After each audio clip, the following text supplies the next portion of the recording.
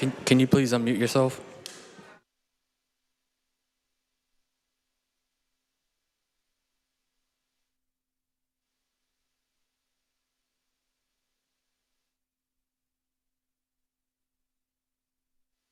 Oh, my bad. I thought it was on. I'll start over. Good evening, everyone. Today is Monday, July 27th, and we will start the public speak out of the City Council meeting. Joe Bonilla is who I have first on public transportation.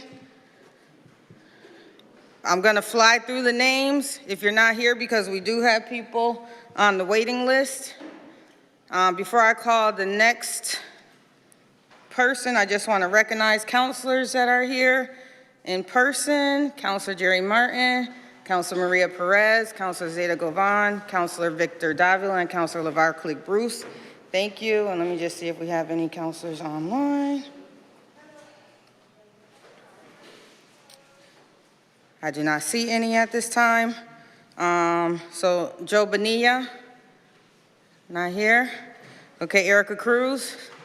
Hi, Erica, name and address for the record, and you have 3 minutes. So my name is Erica Cruz. Joyce, I don't have my thing ready, but I'll just speak authentically from my heart.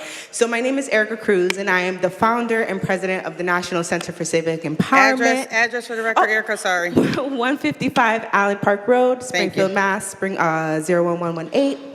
I am a founder and president of the National Center for Civic Empowerment, which is a nonpartisan organization in Boston, but we do a lot of work in Springfield. And I'm also, in my personal time, a member of Rise Up Western Mass Indivisible, as well as the Indivisible Mass Coalition Safeguard Elections Protection Action Team. And we're just coming to you to pretty much bring forth our concerns that many constituents in the city of Springfield has arise regarding their poll worker applications.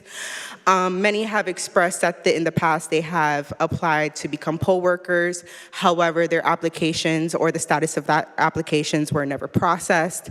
And I just want to note that National Indivisible, as well as the Mass Coalition of Indivisible Safeguard Elections Protection Team, will be working collaboratively as well with other organizations and nonprofits to safeguard our elections.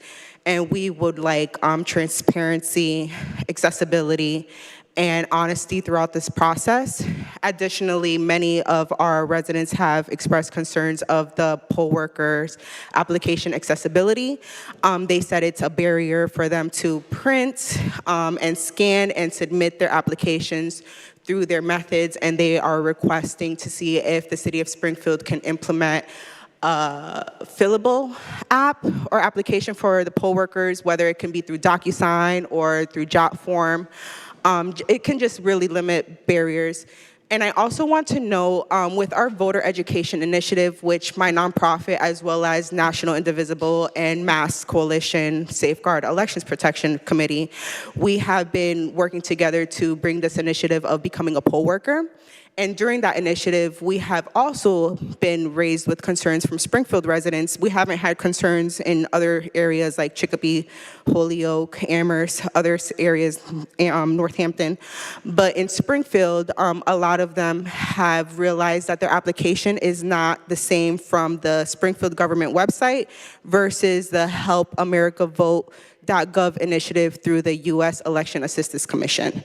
So the discrepancies of having two different poll worker applications from the city website versus the U.S. Election Assistance Commission's poll worker initiative, it's confusing, and poll workers do not know which application to fill out. So we would like, or we're requesting Rise Up Western Mass and other partners, including Northampton Indivisible Mass, Indivisible Mass Coalition, and others, as well as the National and my organization, are requesting transparency, accessibility, and answers to why we don't have accessible poll worker applications, and why our residents are not receiving transparent statuses of their applications, or why the elections office have not responded to these poll workers. But I do appreciate, and I want to end it with thanking the General Government Committee for being consistent and being transparent throughout this process, asking the difficult questions, and being very transparent throughout this whole entire process. We appreciate their support, bringing these questions, questioning the Election Commission, because that's what we asked for. So we will continue to show up and make sure that we have a transparent election process throughout the city of Springfield. Thank you. Thank you, Erica. Right on time, Erica. All right. Next, we have Judy Holmes. Is Judy Holmes here? All right, moving right along. We're gonna have Liz Ogilvie, and you're speaking on SNAP benefits, is that correct? I'm speaking on the resolution that you very kindly added to the City Council agenda, number 39. Should I go? Name and address for the record. Elizabeth Ogilvie. I live at 11 Dartmouth Street in the Mason Square neighborhood. I serve as the Executive Director for the Springfield Food Policy Council and Interim Executive Director for Gardening the Community. Most people know me as the Food Lady, and specifically the Healthy Food Lady. You've all heard me talk about what a crisis we are in as it relates to food insecurity, which is related to our bigger crisis of poverty. Springfield is the lowest income per capita city in the Commonwealth. We have the highest number of SNAP recipients. That was around 72,000 members of our community, which is close to half of our residents. I assembled a packet of information which you all received via email, but I also made copies, and you have in front of you, the first page is a chart that shows you what the SNAP caseload looks like and the loss we're having. The loss we're having now is not related to the federal cuts. Those losses will come January 1st. This is because DTA was underfunded in the state legislative budget. It was funded less than it was funded last year, and that is specifically not around the benefit. The actual benefit comes from the federal government, and then the state carries a cost share for administering the government. This underfunding is for staffing. DTA is severely understaffed. Less than 1 out of every 4 calls actually gets answered, and as a result, folks who had waivers around employment, proving family size, we had waivers during the period of the pandemic and after. Under the Trump administration, all those waivers are gone, and folks just need to complete paperwork. This is not related to fraud. It is related to paperwork because they can't speak to DTA caseworkers. I serve on the governor's anti-hunger task force. We have been calling for more than a year for her to fund more DTA caseworkers, and she has not. And so now we're asking for a resolution from this council asking her to fund it. As the city with the largest SNAP caseload, I'm really hoping that Springfield will lead on this. Councilor Whitfield and some of you were contacted by City Councilor Catherine Golub, who's in Greenfield. She put forth a letter after watching an Instagram video that I did where I implored the governor to fund this, even though I've had direct one-on-one conversations with her, as have entities like Mass Law Reform Initiative, Project Bread, and every member of the task force. So it's urgent. Christina Maxwell at the Food Bank of Western Mass describes it as a tidal wave that is coming. We do not have families or residents, seniors, children who are sitting around doing nothing. To receive SNAP, you have to be in school, working or attempting to do either of those things. So the rumors that you hear are nonsensical, and nobody's getting $1,000 and $2,000 and $3,000 a month on SNAP. The people who receive SNAP or food stamps, los cupones, they are all, many of them, already using food banks. So food banks can't make up that gap. We have 68,000 children across the state who have lost their benefit because we tend to care more about children. I care about everybody with a body. In Springfield, it matters because we have high diabetes, hypertension, and cardiac disease rates. And without access to SNAP, You don't have access to the HIP healthy food benefit, which means you cannot be, medical language, not mine, diet compliant.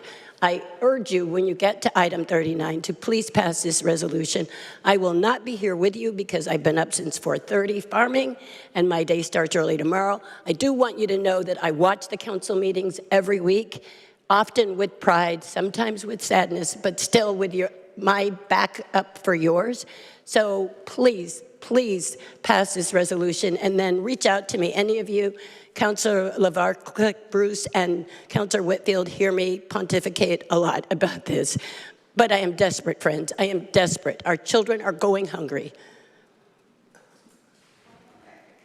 Thank you, food lady.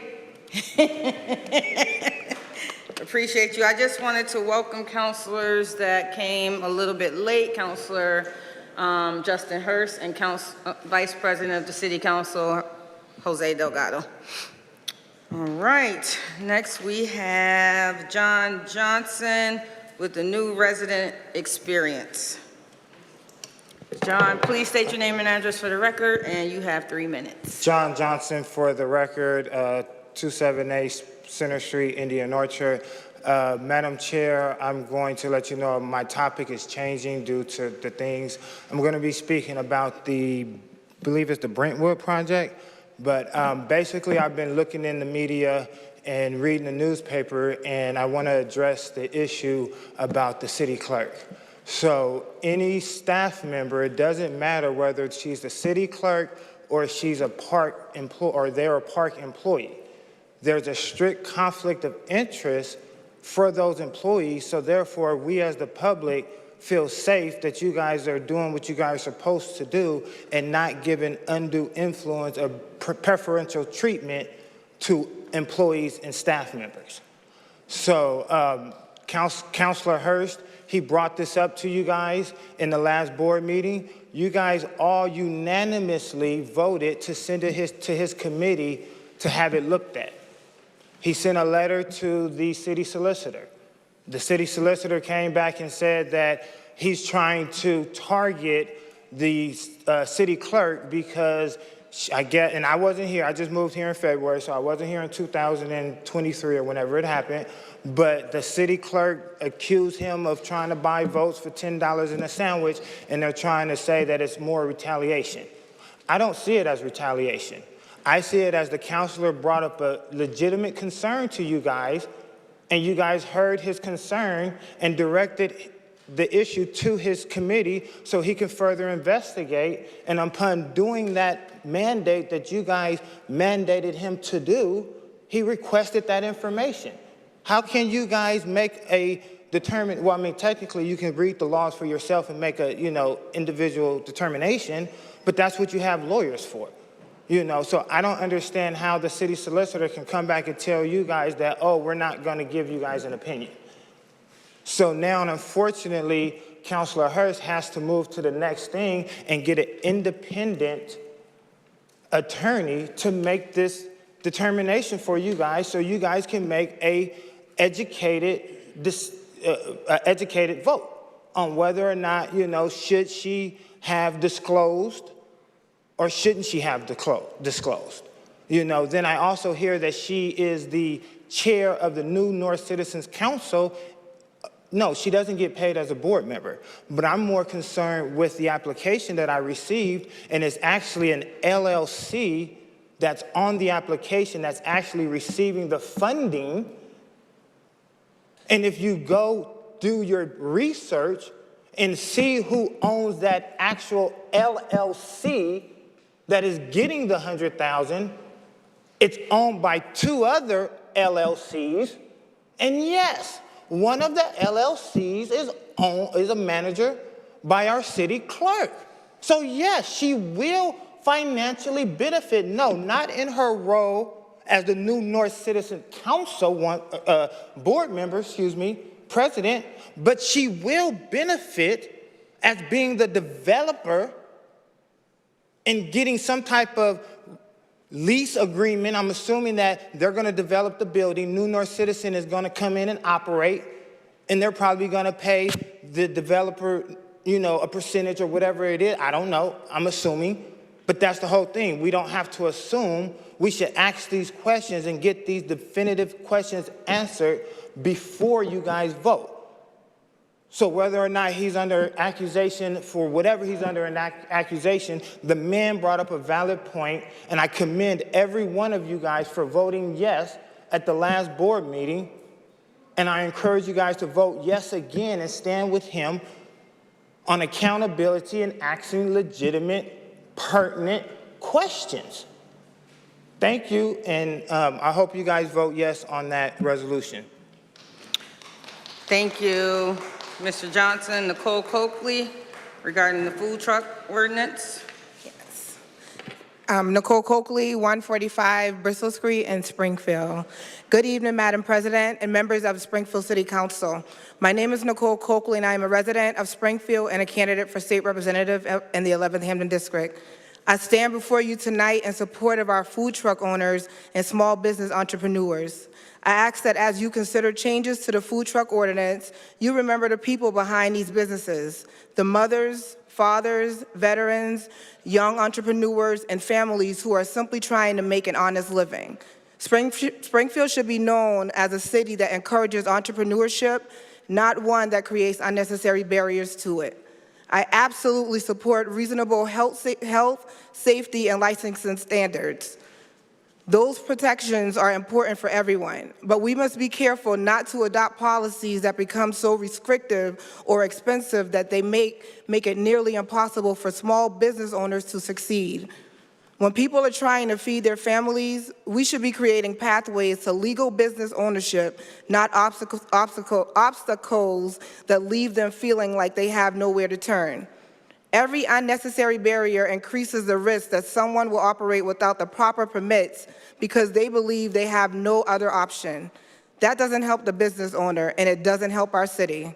Instead of asking, how can we regulate more, we should be asking, how can we help more people operate legally and successfully? Food trucks create jobs. They bring customers to our neighborhoods. They support community events. They introduce diverse cultures through food. They provide affordable dining options. More importantly, they represent the entrepreneurial spirit that we should be celebrating. If we want Springfield's economy to grow, we need to invest in our small businesses, not regulate them out of existence. Let's provide education, technical assistance, affordable licensing, and clear expectations so that every entrepreneur has the opportunity to comply with the law and succeed. I urge this council to work collaboratively with food truck owners before adopting regulations that could unintentionally harm the very people who are working hard to build a better future for themselves and their families. Let's be a city that opens doors instead of closing them. Let's encourage opportunity instead of creating hardship. When our small businesses succeed, Springfield succeeds. Thank you. Thank you, Nicole. Melissa Hafner. Is Melissa here? Okay. Shemaya Marty. Shemaya. John Migas. John. Louis Sacco. Please state your name and address for the record, and you have 3 minutes. Good evening. My name is Louis Sacco. My address is 26 Finns Hill Manor in Granby, Mass. My name is Louis, and I'm speaking not only for myself, but for many responsible members of Springfield's car and motorcycle community. For more than 30 years, this community has been a part of the culture of Springfield. Thousands of hardworking people share this passion. We gather to enjoy our vehicles, spend time with family and friends, support local businesses, and build friendships. The overwhelming majority of these gatherings are peaceful. Recently, however, public statements from city leaders have painted our entire community with the same brush, as though everyone who attends a car meet or rides a motorcycle is reckless or dangerous or selfish. That message doesn't reflect who most of us are. Just 2 weeks after those statements, our community experienced a tragedy when my friend Tony Castillo lost his life during a police pursuit led by the negligence of the Springfield Police Department. Regardless of how anybody feels about motorcycles or car meets, I think we can all agree on one thing. Motorcycle pursuits are incredibly dangerous. They don't just put the rider at risk, they put pedestrians, other drivers, and everyone nearby in danger. Yet the mayor and the Springfield Police Department ignore this reality and still do this, not caring about the danger or harm it may cause. There was even a chase a few days ago that injured a pedestrian in Forest Park. How many more people need to get hurt or die before you all say enough is enough? Across the country, many law enforcement agencies have adopted more restrictive pursuit policies because they recognize that in some situations, the risks of continuing a pursuit outweigh the benefits. To this day, we have no transparency. I don't even know what the name of the officers that were involved were. Today, we demand the release of the body cam and dash cam footage and the names and badge numbers of all the officers that were involved in the incident leading to the accident so that we can know what really happened that night.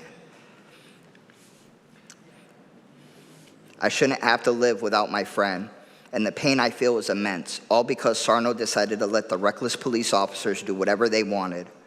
I also demand accountability, something we haven't seen much of in this city. Tony deserves justice for the way he was treated on July 11th, and I will fight to get him that. At the end of the day, every rider has a family. Every life matters. Does that mean anything to any of you? I refuse to stand by and let Springfield PD hurt or kill any more people. The time is now for this to change. No more bloodshed over bikes. That shouldn't be a death sentence. It should be a court date. Justice for Tony. Thank you, John. One moment. John, can you come back to the podium for a second? Sorry about the loss of your friend. What date did you say that happened? July 11th, the night of July 11th. Thank you. Thank you. We'll be in touch. Thank you. Thank you.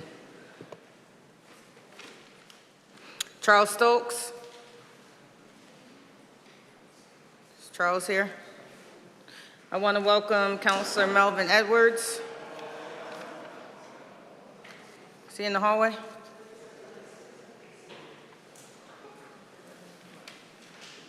Oh, all right. Eric Maldonado. All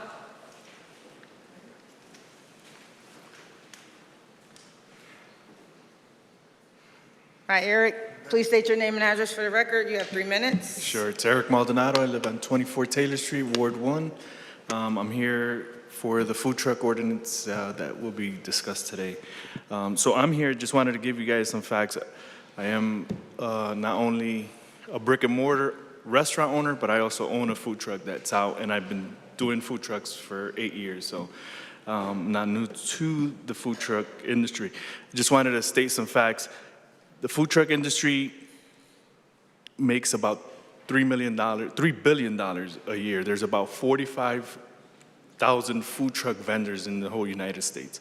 There's only one active National Street Food Vendors Association member in Western Mass in all of Massachusetts, period. And I've been a member with the National Street Food Vendors Association for 3 years.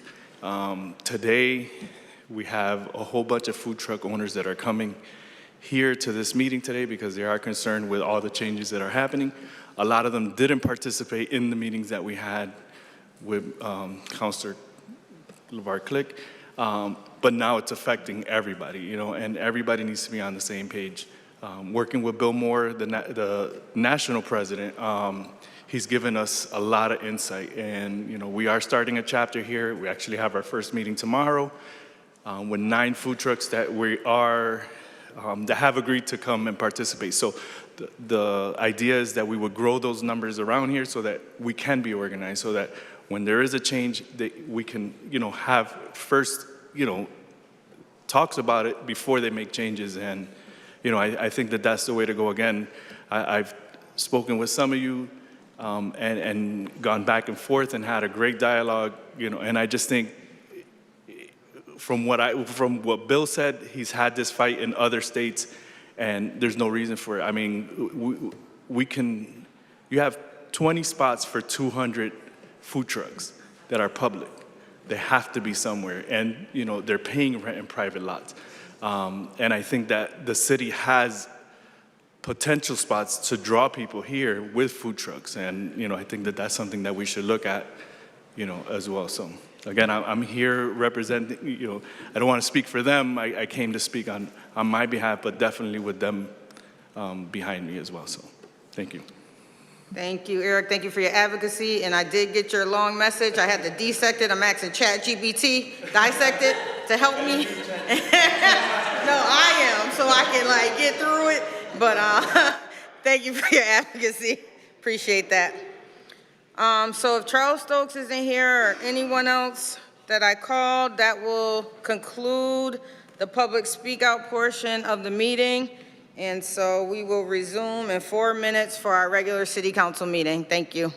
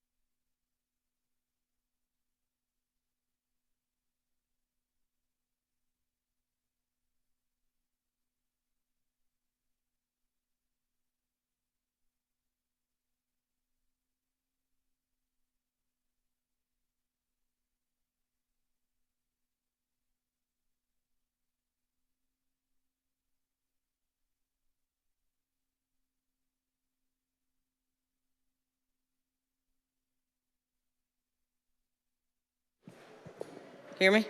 Okay.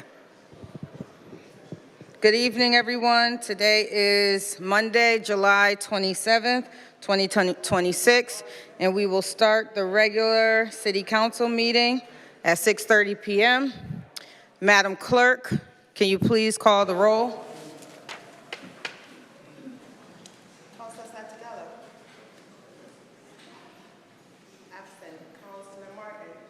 Present.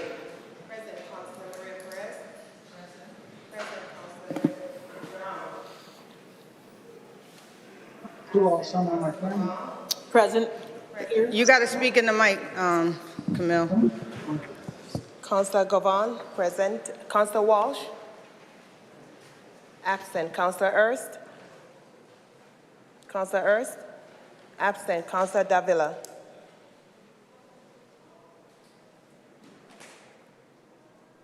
Present. Present. Councillor Fenton? Absent. Councillor Delgado? Present. Present. Councillor Cliff Bruce? Present. Present. Councillor Edwards?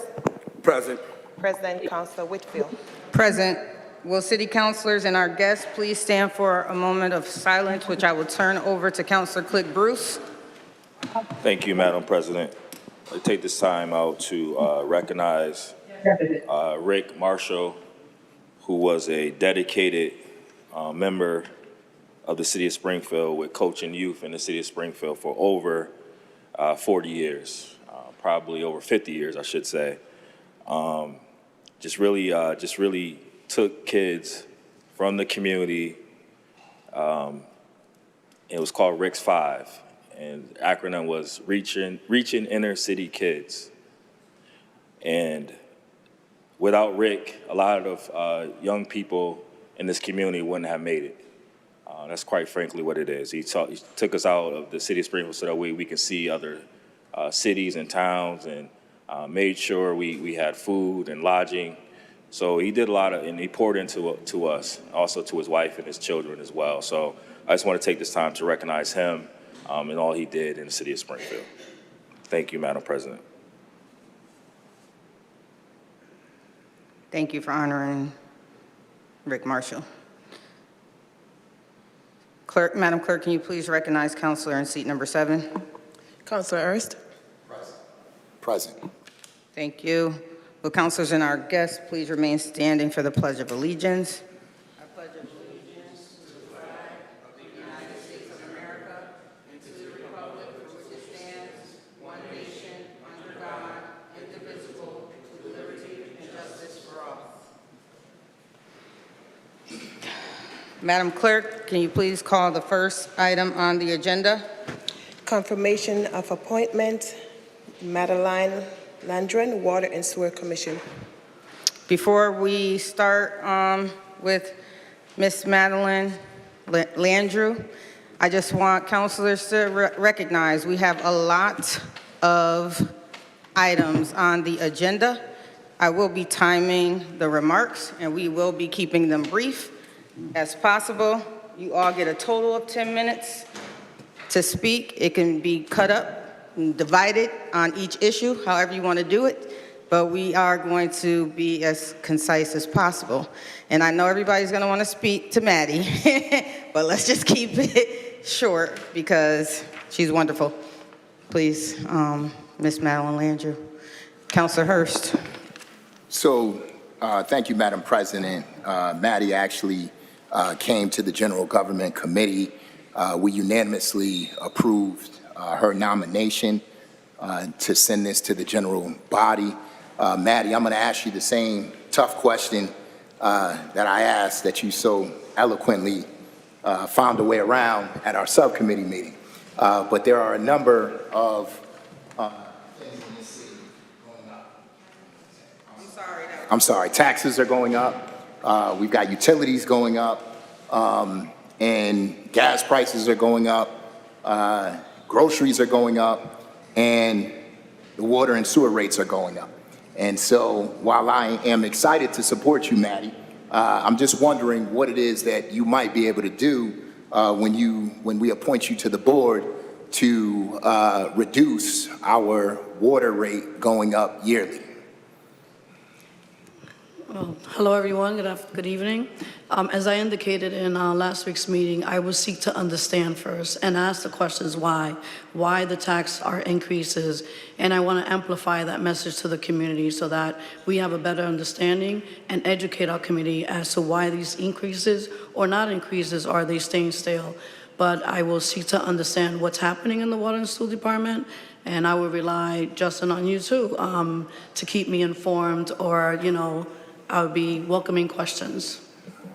I appreciate that answer, and yes, we will be in touch, and certainly excited to support your nomination this evening. Thank you, Councilor Hurst. Is there any other comments?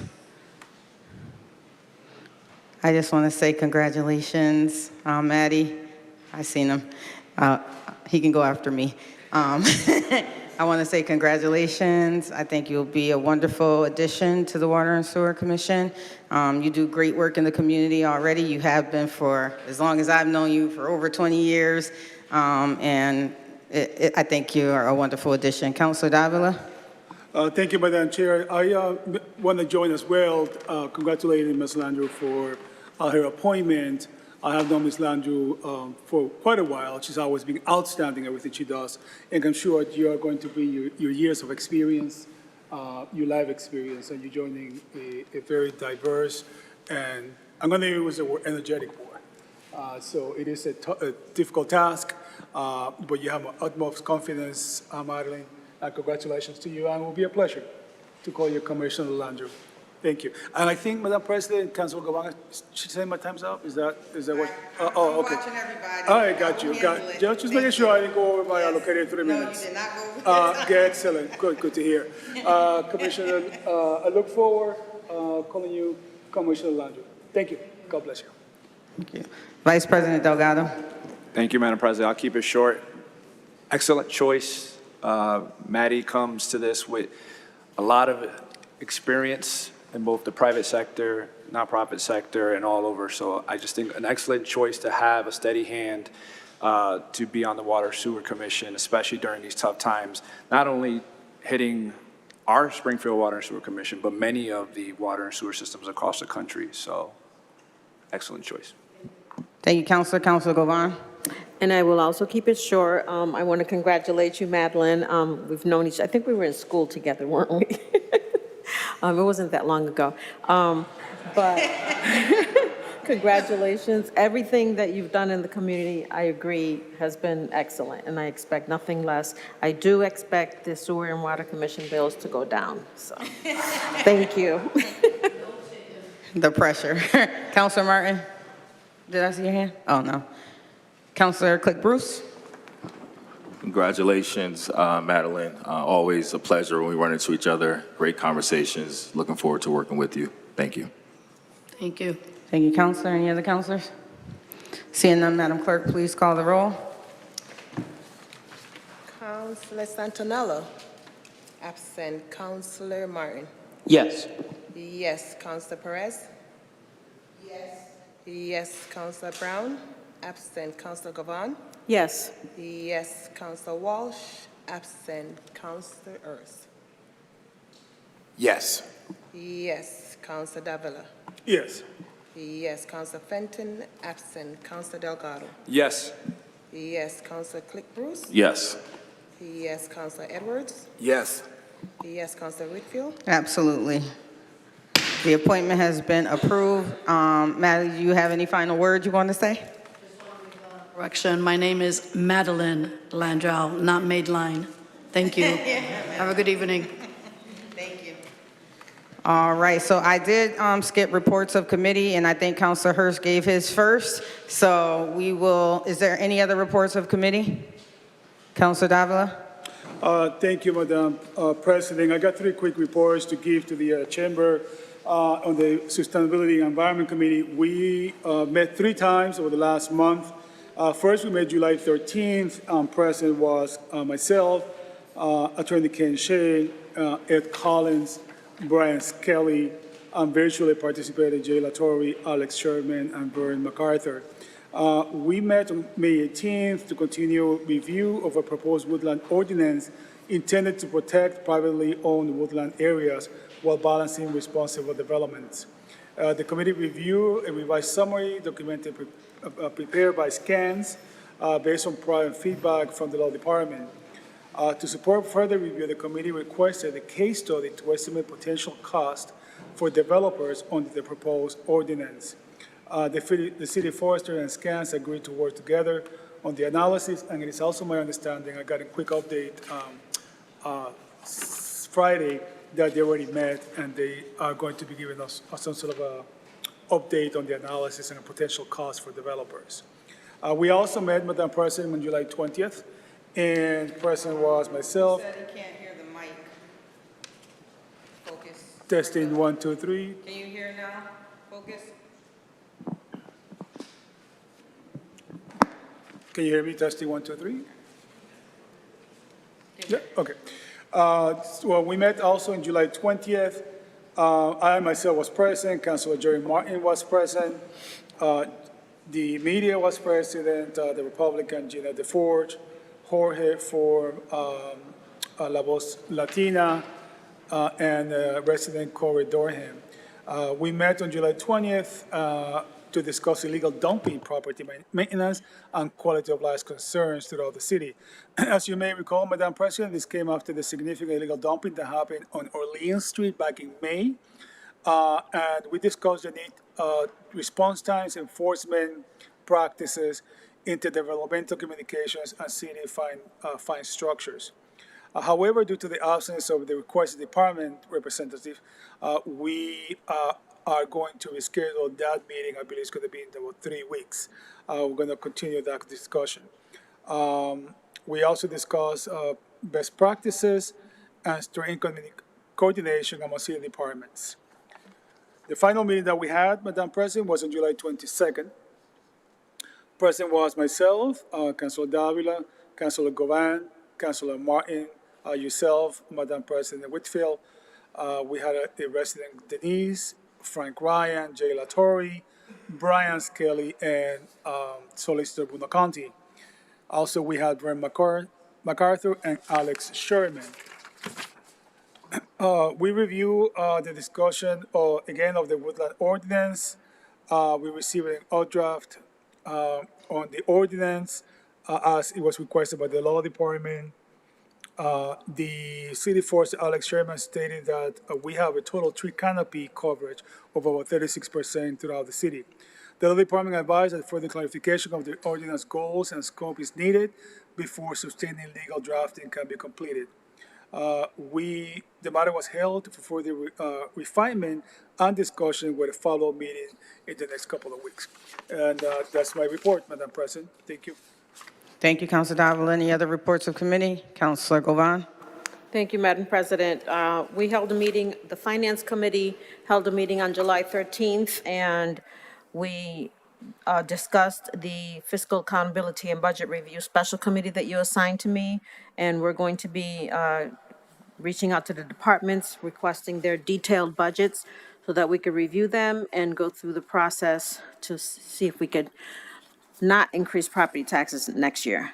And then today, we also had a Finance Committee meeting of the agenda items that were on for today. We didn't take a vote as we didn't have other members present. Thank you, Madam President. Thank you, Councilor Govan. Councilor Delgado. Thank you. On July 9th, the Planning and EcoDev Subcommittee met. We had in attendance were Councilors Hurst and Madam President yourself. We also had folks from the city of Springfield, Jerry McCafferty, Charles Buki. The topic was about a housing study, which was really in-depth, and I won't go into it, but I do recommend that my colleagues watch that meeting. It went really in-depth in terms of the challenges of the city of Springfield, in terms of our housing situation, and how that connects to a number of other challenges that we have. But I also look at challenges as opportunities to move up and grow. But the consultant there, Charles Buki, really in depth and was really frank with the council on what he saw were some of our challenges, and was recommending us strengthening some of our code enforcement, some of our oversight in terms of rental properties, and really having a strategic look at the city block by block. And so, again, I won't meeting, but I'll leave it at that. Thank you, Councilor Delgado. For point of information, Councilor Davila was also in attendance, and I just wanted to mention that Councilor Delgado and I do sit on that Housing Committee Task Force, and we want to thank Jerry McCafferty for all the hard work that she's putting into this housing study, and we can't wait till it goes public and get more community input. Any other reports of committee? Councilor Click Bruce. Thank you, Madam President. On July 16th, we had a maintenance and development meeting regarding our food truck ordinance, and many food truck owners were in the room. We heard their concerns, and we're going to look to address those concerns later in the meeting. In the meeting was my colleague who's on the committee with me, Councilor Perez, Councilor Whitfield, Councilor Davila, Councilor Govan, Councilor Hurst. We're also joined by our state rep, Carlos Gonzalez. And also, maintenance and development on July 27th, we had an appropriation order for taking for Garena school projects, $645,000, and an order of taking of land for Garena school as well, which will be on this agenda today. We voted in committee to bring it out. So those are my updates for maintenance development. Thank you, Madam President. Thank you, Councilor Click Bruce. Any other reports of committee? Seeing none, Madam Clerk, please call the roll on the reports of committee.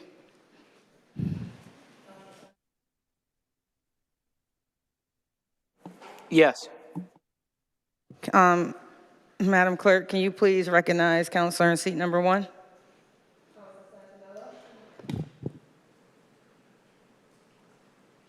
Here. Here.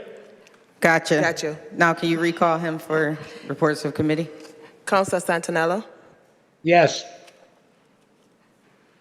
Councilor Martin, Yes. Councilor Perez, Yes. yes, Councilor Brown, absent Councilor Govan, Yes. yes, Councilor Walsh, absent Councilor Erst, Yes. yes, Councilor Davila, Yes. yes, Councilor Fenton, absent Councilor Delgado, Yes. yes, Councilor Cliff Bruce, Yes. yes, Councilor Edwards, Yes. yes, Councilor Whitfield. Yes, item approved. Madam Clerk, please call item number 2. I have your May revenues versus expenditure report.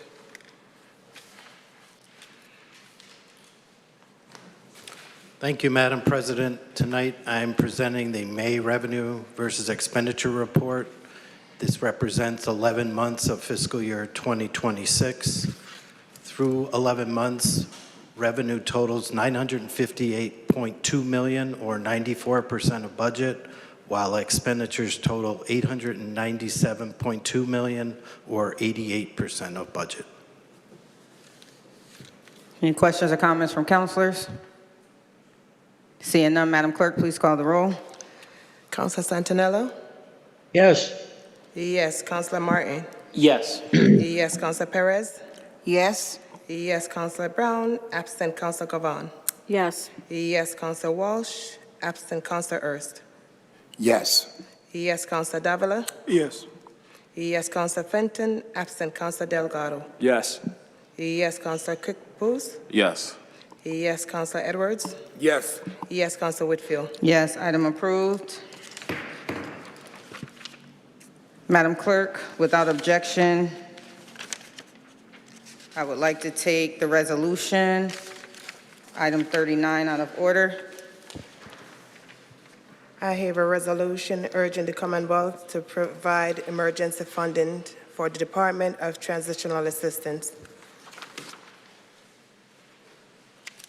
Councilor Click Bruce. Thank you, Madam President. This is a resolution with Liz eloquently spoke in our public speak out regarding SNAP benefits to our residents here in the city of Springfield. And it's just urging City Council to support this. And I'm just going to read it. A resolution urging the Commonwealth to provide emergency funding for the Department of Transitional Assistance. Whereas the supplemental Nutrient Assistance Program, SNAP, provides crucial food assistance to thousands of Springfield families, seniors, veterans, individuals with disabilities, and children.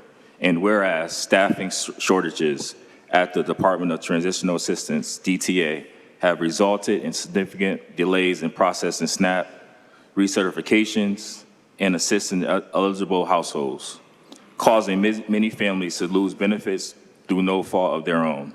And whereas the loss of SNAP benefits also results in the loss of healthy incentives programs, HIP benefits, limiting access to fresh, locally grown food at a time when many children are without school meals for the summer. Whereas adequate staffing at DTA is necessary to reduce processing backlogs, improve service delivery, protect federal funding, and prevent additional financial burdens from being shifted onto municipalities and local food assistance providers. Now, therefore, be it resolved that the Springfield City Council respectfully urges Governor Maura T. Healey, Lieutenant Governor Kimberly Driscoll, and the Massachusetts Legislature to provide significant emergency supplemental funding for the Department of Transitional Assistance to hire the staff necessary to restore timely processing of SNAP benefits, protect access to food assistance for eligible Massachusetts families, and prevent unnecessary costs from being shifted to cities and towns. Now be further resolved that copies of this resolution be transmitted to Governor Maura T. Healey, Lieutenant Governor Kimberly Driscoll, and Senate President Karen E. Splitka, Speaker Ronald J. Mariano, the Hannum County Legislative Delegation, and the Commissioner of the Department of Transitional Assistance, adopted by the Springfield City Council on this day, which is July 27th, and is sponsored by Madam President Tracy L. Whitfield and myself, LeVar Click Bruce, also Justin Hurst, Zaida Govan, Jerry Martin, and Councilor Maria Perez, and the Springfield City Council. This is our resolution, so we urge all of our city councils to support this and get it up to the governor and lieutenant governor. Thank you, Madam President. Thank you, Councilor Click Booth, Councilor Hurst, and Madam Clerk, please add Maria Perez to the resolution. Just really quickly, I just want to thank my colleagues, thank Councilor LeVar Click Bruce, as well as yourself, Madam President, along with Liz Ogilvie for this particular resolution. I'm happy to co-sponsor it. No one should be worrying about where their next meal is coming from. And like we mentioned earlier, everything's going up. You know, rent's going up, taxes are going up, utilities are going up, water and sewer is going up.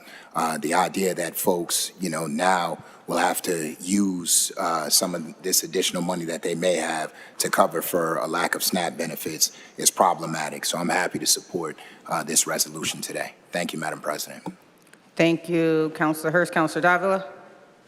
Thank you, Madam President. Kudos, Councilor Click Bruce, for putting this resolution together. I also respectfully request to be added to the resolution. And just to make a brief comment, I believe that I read a while back that in Massachusetts, about our youth or children, about 20%, if I recall correctly, could be a little higher, experience at some point, experience food insecurity. That is mind-boggling to me.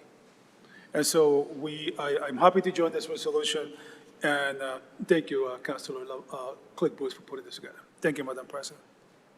Thank you, Councilor Davila. Please add Councilor Davila to the resolution. Councilor Govan. Thank you, Madam President.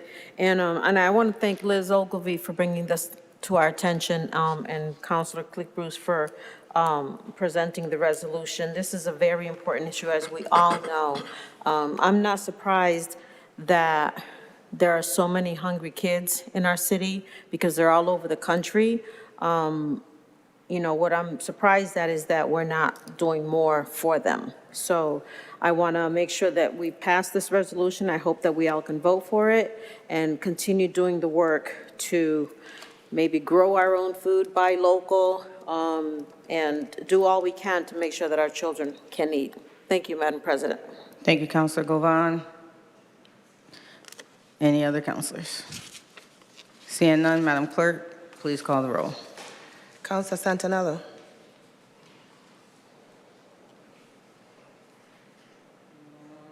think he's gone. Thank you. Absent. Councilor Martin. Yes. Yes. Councilor Perez. Yes. Yes. Councilor Brown. Absent. Councilor Gavon. Yes. Yes. Councilor Walsh. Absent. Councilor Erst. Yes. Yes. Councilor Davila. Yes. Yes. Councilor Fenton. Absent. Councilor Delgado. Yes. Yes. Councilor Click Bruce. Yes. Yes. Councilor Edwards. Yes. Yes. Councilor Whitfield. Yes, resolution approved. Thank you, Liz. Petitions for Eversource Gas. Is there anyone from Eversource Gas?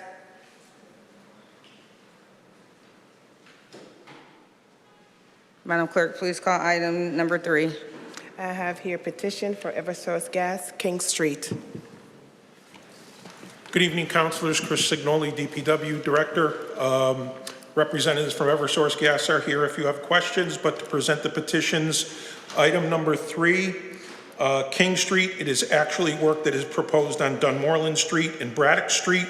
It is the getting rid of the medium pressure, low pressure, and installing new 2-inch PVC pipe on both streets, a total of 1,057 feet. Item number 4 is the same type of work on Margaret and William Street.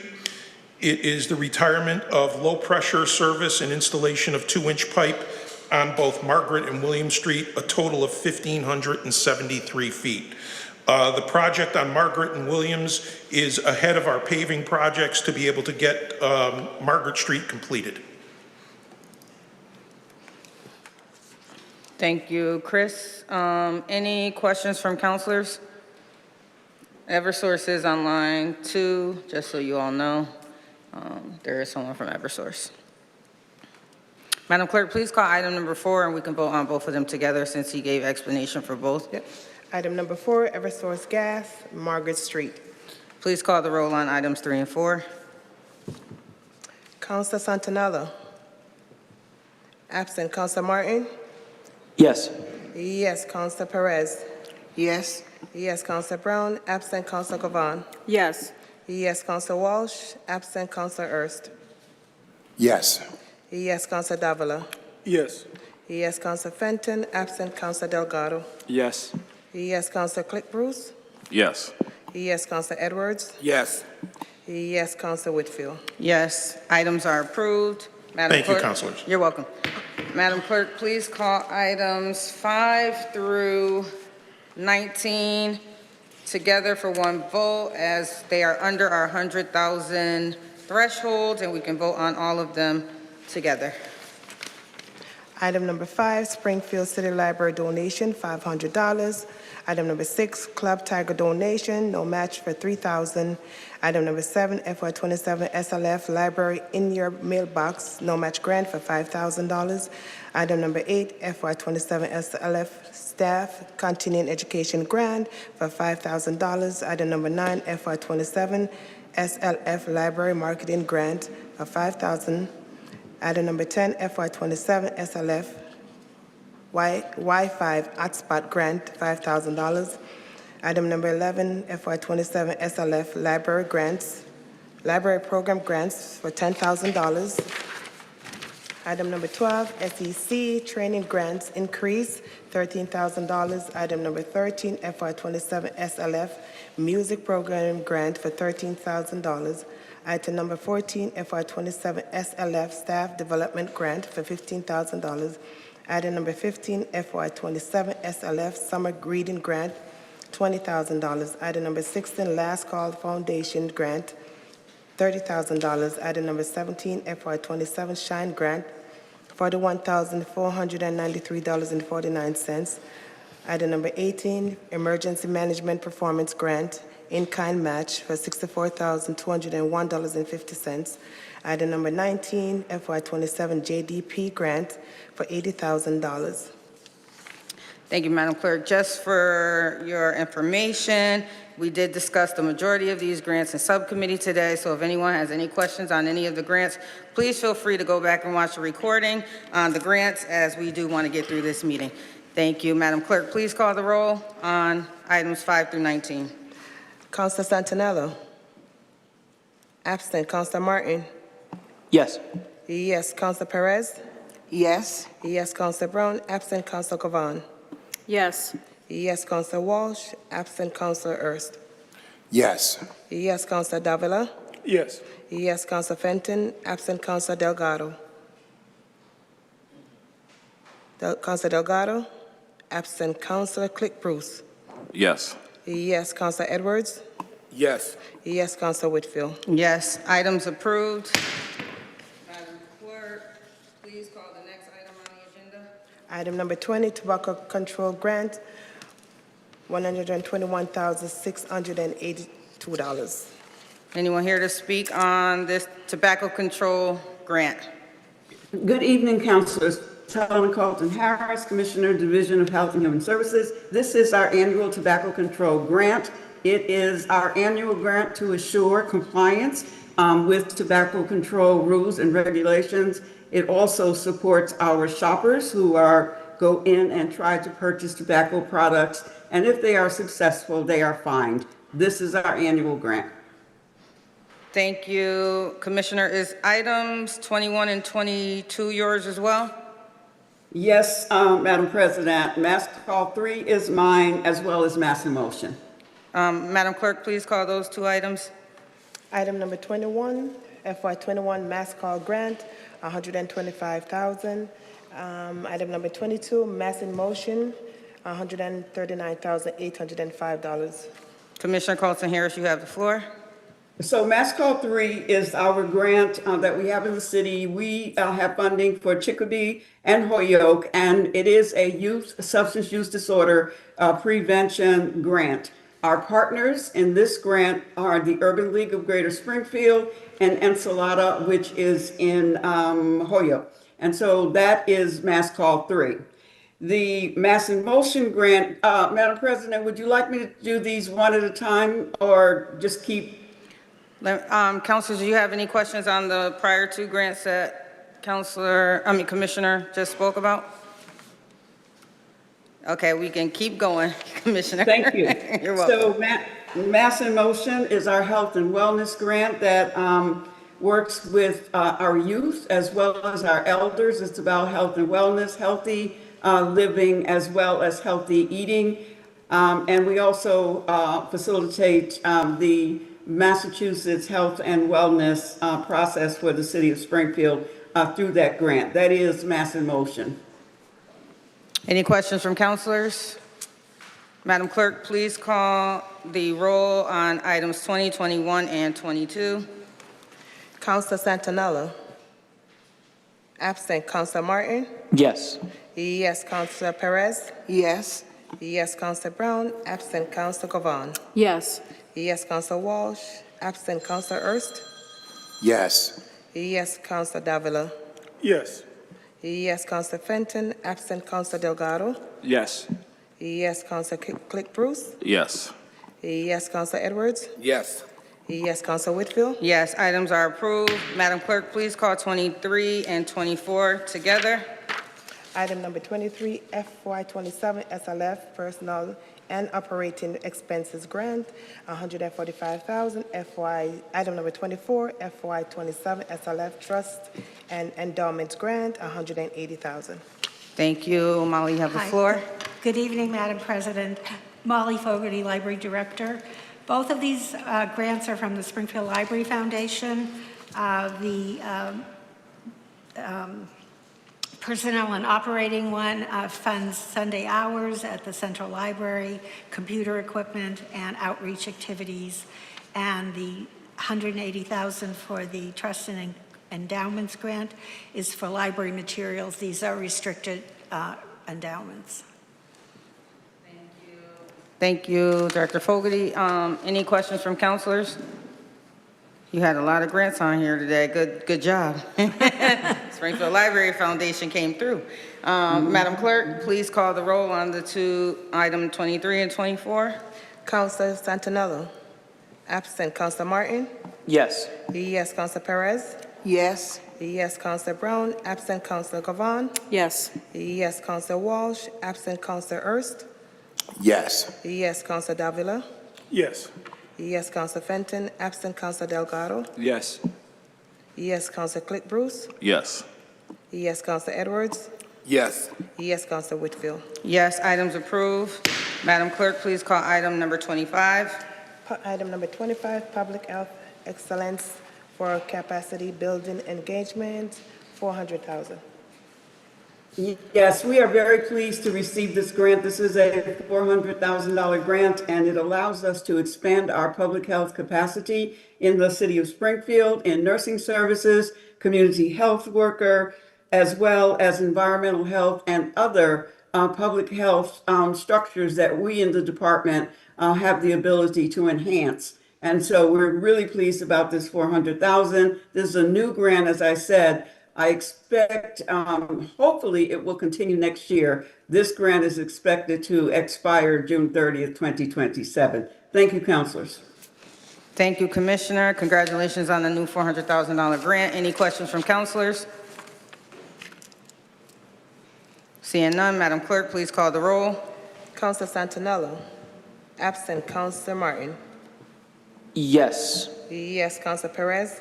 Yes. Yes, Councillor Brown. Absent Councillor Gavon. Yes. Yes, Councillor Walsh. Absent Councillor Ernst. Yes. Yes, Councillor Davila. Yes. Yes, Councillor Fenton. Absent Councillor Delgado. Yes. Yes, Councillor Click Bruce. Yes. Yes, Councillor Edwards. Yes. Yes, Councillor Whitfield. Yes, item approved. Madam Clerk, please call item number 26. Item number 26, FY27 Council on Aging Grant, $488,976. Thank you, Roy. You have the floor. Good afternoon. Roy Goodman, Department of Elder Affairs. This grant is our annual grant that we receive for the Department of Elder Affairs. We're in the 6th year of a 10-year grant for the Council on Aging grant that we have. This helps pay for salaries for our employees and the programs that we do at the Department of Elder Affairs. It's an annual grant that you've already approved. Thank you. Any questions from councilors? Seeing none, Madam Clerk, please call the roll. Councillor Santinello. Absent Councillor Martin. Yes. Yes, Councillor Perez. Yes. Yes, Councillor Brown. Absent Councillor Gavon. Yes. Yes, Councillor Walsh. Absent Councillor Ernst. Yes. Yes, Councillor Davila. Yes. Yes, Councillor Fenton. Absent Councillor Delgado. Yes. Yes, Councillor Click Bruce. Yes. Yes, Councillor Edwards. Yes. Yes, Councillor Whitfield. Yes, item approved. Madam Clerk, please call item number 27. Item number 27, FY27 GEU grant, $1,308,213.15. Thank you, Lieutenant Elliott. You have the floor. Good evening, Madam President, councilors. I'm here on behalf of Superintendent Akers. This is the annual FY27 Gaming Enforcement Unit grant. This pays from the Mass Gaming Commission. This grant pays for 1 supervisor and 6 officers that are dedicated staff of the Springfield Police Department assigned to MGM Casino. Thank you, Lieutenant. Any questions from councilors? Seeing none, Madam Clerk, please call the roll. Councillor Santinello. Absent Councillor Martin. Yes. Yes, Councillor Perez. Yes. Yes, Councillor Brown. Absent Councillor Gavon. Yes. Yes, Councillor Walsh. Absent Councillor Ernst. Yes. Yes, Councillor Davila. Yes. Yes, Councillor Fenton. Absent Councillor Delgado. Yes. Yes, Councillor Click Bruce. Yes. Yes, Councillor Edwards. Yes. Yes, Councillor Whitfield. Yes, item approved. Madam Clerk, please Thank call you. item number 28. You're welcome. Item number here, I have an order for DPW Rideshare Fund, $158,596. Good evening, councilors. Chris Signoli, DPW Director. This year, the DPW is receiving $158,596.40 in what is called the Uber funds. It is money that is given to every community in the state, basically collecting a tax on all rideshare rides taken in the state. The money that we get, we use for sidewalk reconstruction and/or crosswalks. And some of the projects that we've used it on in the past include the crossing at the library on State Street and currently the Belmont Avenue crossing that we are doing Belmont at Woodlawn. And I'm happy to take any questions. Thank you, Director Signoli. Any questions from councilors? Seeing none, Madam Clerk, please call the roll. Council Santinello. Absent. Council Martin. Yes. Yes. Council Perez. Yes. Yes. Council Brown. Absent. Council Gavon. Yes. Yes. Council Walsh. Absent. Council Ernst. Yes. Yes. Council Davila. Yes. Yes. Council Fenton. Absent. Council Delgado. Yes. Yes. Council Clint Bruce. Yes. Yes. Council Edwards. Yes. Yes. Council Whitfield. Yes, item approved, and Councilor Santinello has returned. Thank you, councilors. Thank you. Item number 29. Item number 29 is a transfer of Northside Summer Avenue to Conservation Commission. Anyone here to speak to item number 29? Yes, good evening, everybody. I am Adam Enulevich, the Natural Resource Manager for the City of Springfield. The Springfield Conservation Commission recently acquired this parcel of land through a transfer. The land is on North-South Sumner Avenue. Parcel ID is 112800258. It's about 4.25 acres in size and has wetlands present on the western end. I can answer any questions relating to that parcel. Councilor Davila? Thank you, Madam President. Good afternoon, Alex. So why are we, I see we're transferring to the Historical Commission, to the Conservation Commission, but what are the findings that warrants it to be transferred? We just see it as a natural resource and we want to protect it as such. There are wetlands present on the parcel of land. We would like to protect it and keep it that way. Can you give me, because I'm having a hard time locating the actual parcel, can you give me a rough estimate where it is on Sumner Avenue? Yeah, so if you're on Sumner Avenue, it's where it splits, and I guess you have the north section and south section. It's right where Baird Crest is, where the old church is. It's directly west of that area. Okay. All right. Thank you, Alex. Thank you, Madam President. Councilor Davila, any other questions from councilors? Seeing none, Madam Clerk, please call the roll. Councilor Santinello. Yes. Yes. Council Martin. Yes. Yes. Council Perez. Yes. Yes. Council Brown. Absent. Council Gavon. Yes. Yes. Council Walsh. Absent. Council Ernst. Yes. Yes. Council Davila.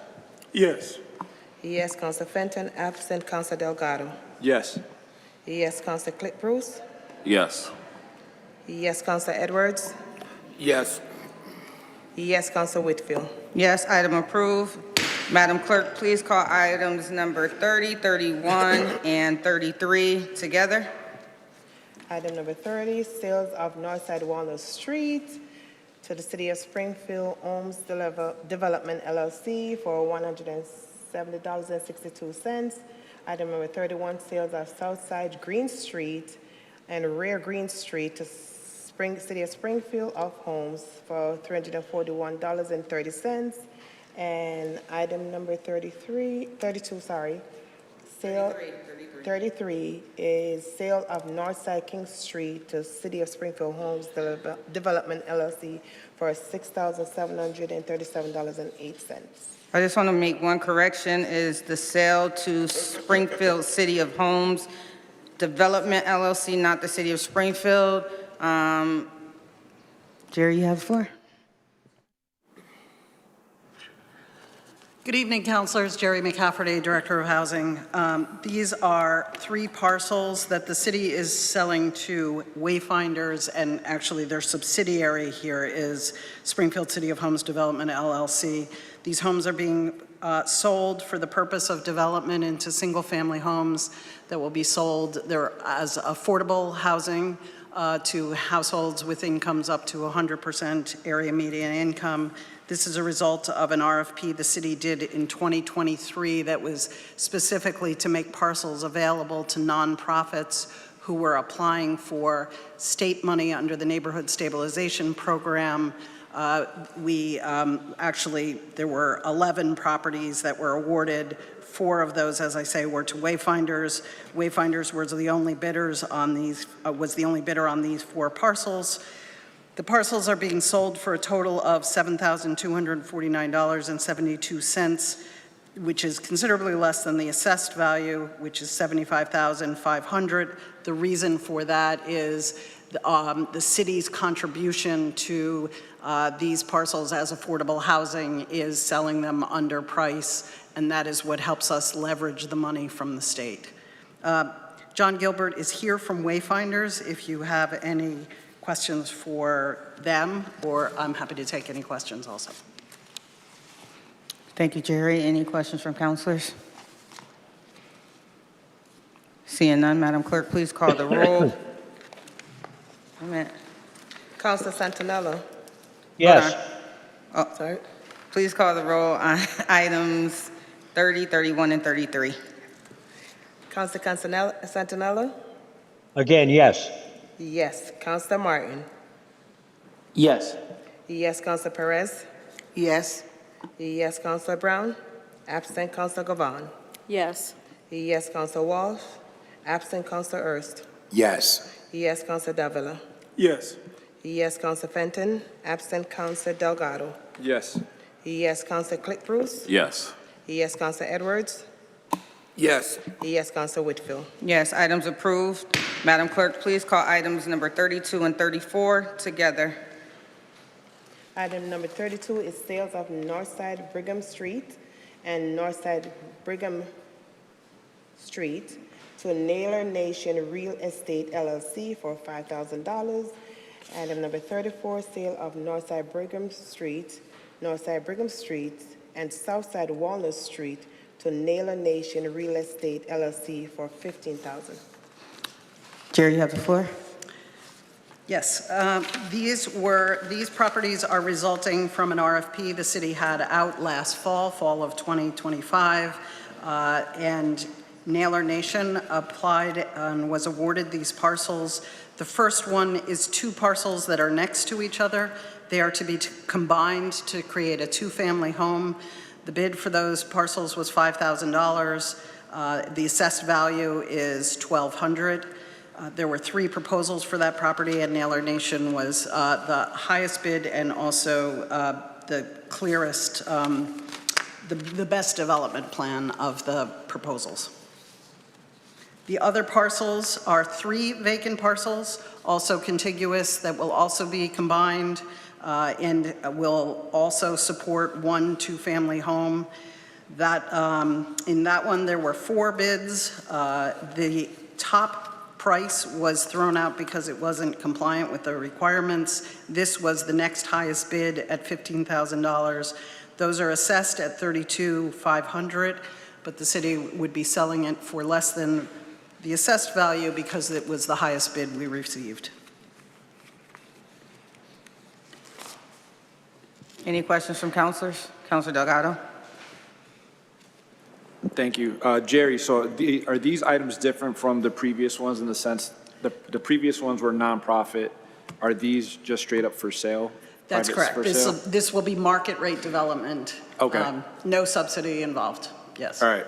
No, that was my question. I was going to ask you in the first one, but you answered it because I know that we've got some lots, and I know we should try everything we can to sell them at market rate. But obviously, you already explained why these 2. But I also seen some of the work that Naylor Nation does, and so I'm looking forward to seeing what they do with it. Yes, me too. Thank you. Any other questions or comments from councilors? Seeing none, Madam Clerk, please call the roll on items number 32 and 34. Councilor Santinello. Yes. Yes. Councilor Martin. Yes. Yes. Councilor Perez. Yes. Yes. Councilor Brown. Absent Councilor Gavon. Yes. Yes. Councilor Walsh. Absent Councilor Erst. Yes. Yes. Councilor Davila. Yes. Yes. Councilor Fenton. Absent Councilor Delgado. Yes. Yes, Council Cliff Bruce. Yes. Yes, Council Edwards. Yes. Yes, Council Whitfield. Yes. Items approved. Items 35 and 36 go together. However, we have to vote separately. We have to vote on item number 35 first, and then item number 36. Peter, Kathy, you have the floor. The first order is to approve $645,000 for... You don't have the floor. The clerk got a call. Okay, so, and I just want to let the council know that those funds will be coming from the pay-go account. Okay, call the item. Madam Clerk, item number 35. Item number 35, appropriation order for taking for the German Arena School project, $645,000. And item number 36, order of taking of land for the new German Arena School. Can you repeat that now, Kathy, for the I went too fast, sorry. project? I'm asking for approval for the $645,000 for the taking of 3 parcels, and the funding will come from the city's pay-go account.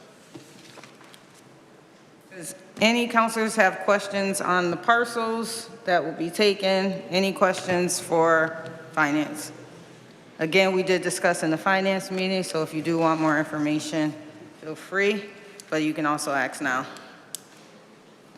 Seeing none, you want to speak, Mr. Garvey? Not particularly. Okay. Okay. It's 3 parcels for the new Arena School. It squares up our property and the contiguous to the property that the city already owns. So it's much needed land that we're needed. It's about 138,000 square foot building with 170 parking spaces. So works out well. It's 2 empty lots and a 4-family house. Thank you. Councilor Perez. Yes, just for the point of the record, I was part of the Finance Committee today, and one of the concerns was, and it was clarified that first of all, this was a voluntarily eminent domain, and that the city will be working with the 4 families once the takeover to relocate them. Thank you, Madam Chair.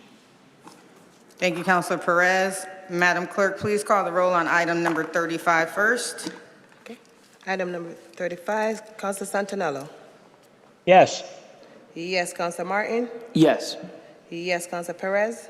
Yes. Yes, Council Brown. Absent Council Gavon. Yes. Yes, Council Walsh. Absent Council Ernst. Yes. Yes, Council Davila. Yes. Yes, Council Fenton. Absent Council Delgado. Yes. Yes, Council Cliff Bruce. Yes. Yes, Council Edwards. Yes. Yes, Council Whitfield. Yes. Item approved. Madam Clerk, please call the roll on item number 36. Council Santinello. Yes. Yes, Council Martin. Sorry? I'm sorry, I was hoping we could amend a sentence from each. Oh, that's right, the that's order of right. taking. Yeah. Councilor, who had the amendment? Councilor Cliff Bruce?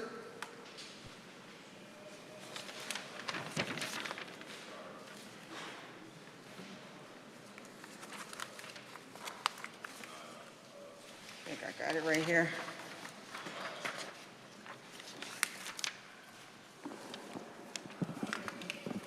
Got it. Thank you, Madam President. Looking to amend, we had a committee meeting, made some development, highlighted on the 3rd page, my records here. It's also saying being the same premises conveyed to the grantor herein by deed dated April 4th, 2026, and recorded in Hampden County Registry of Deeds in Book 26431, page 269 on July 24th, 2026. And then on the back page there will be page number 4. Being the same premises conveyed to the grantor herein by deed dated April 4th, 2026, and recorded in Hampden County Registry of Deeds in Book 26406, page 378 on July 7th, 2026. And I believe our clerk should have a copy of this as well. Yeah. If I'm not correct. Thank you, Madam President. Just for point of information for City Council, they were just deed recordings that had to be on the land taking page, so we have to amend it on because they weren't originally on here, or legally it will not pass, so that's why he amended them on. So Councilor Clerk Bruce has made a motion for an amendment, and Councilor Edwards second the amendment. Is there any questions on the amendment, on the amendments? Seeing none, Madam Clerk, please call the roll on the two amendments just read into the record by Councilor Clerk Bruce. Councilor Santinello. Yes. Yes, Councilor Martin. Yes. Yes, Councilor Perez. Yes. Yes, Councilor Brown. Absent Councilor Govan. Yes. Yes, Councilor Walsh. Absent Councilor Ernst. Yes. Yes, Councilor Davila. Yes. Yes, Councilor Fenton. Absent Councilor Delgado. Yes. Yes, Councilor Click Bruce. Yes. Yes, Councilor Edwards. Yes. Yes, Councilor Whitfield. Yes. Amendments approved. Madam Clerk, please call the roll on item 36. Councilor Santinello. Yes. Yes, Councilor Martin. Yes. Yes, Councilor Perez. Yes. Yes, Councilor Brown. Absent Councilor Govan. Yes. Yes, Councilor Walsh. Absent Councilor Ernst. Yes. Yes, Councilor Davila. Yes. Yes, Councilor Fenton. Absent Councilor Delgado. Yes. Yes, Councilor Cliff Bruce. Yes. Yes, Councilor Edwards. Yes. Yes, Councilor Whitfield. Yes. Yes. Item approved. Madam Clerk, please call item number 37. I have item number 37. I have an order authorizing the retention of independent outside legal retention of independent outside legal counsel regarding the proposed $100,000 appropriation to Capstone, MPZ, and NCC Plainfield Street LLC.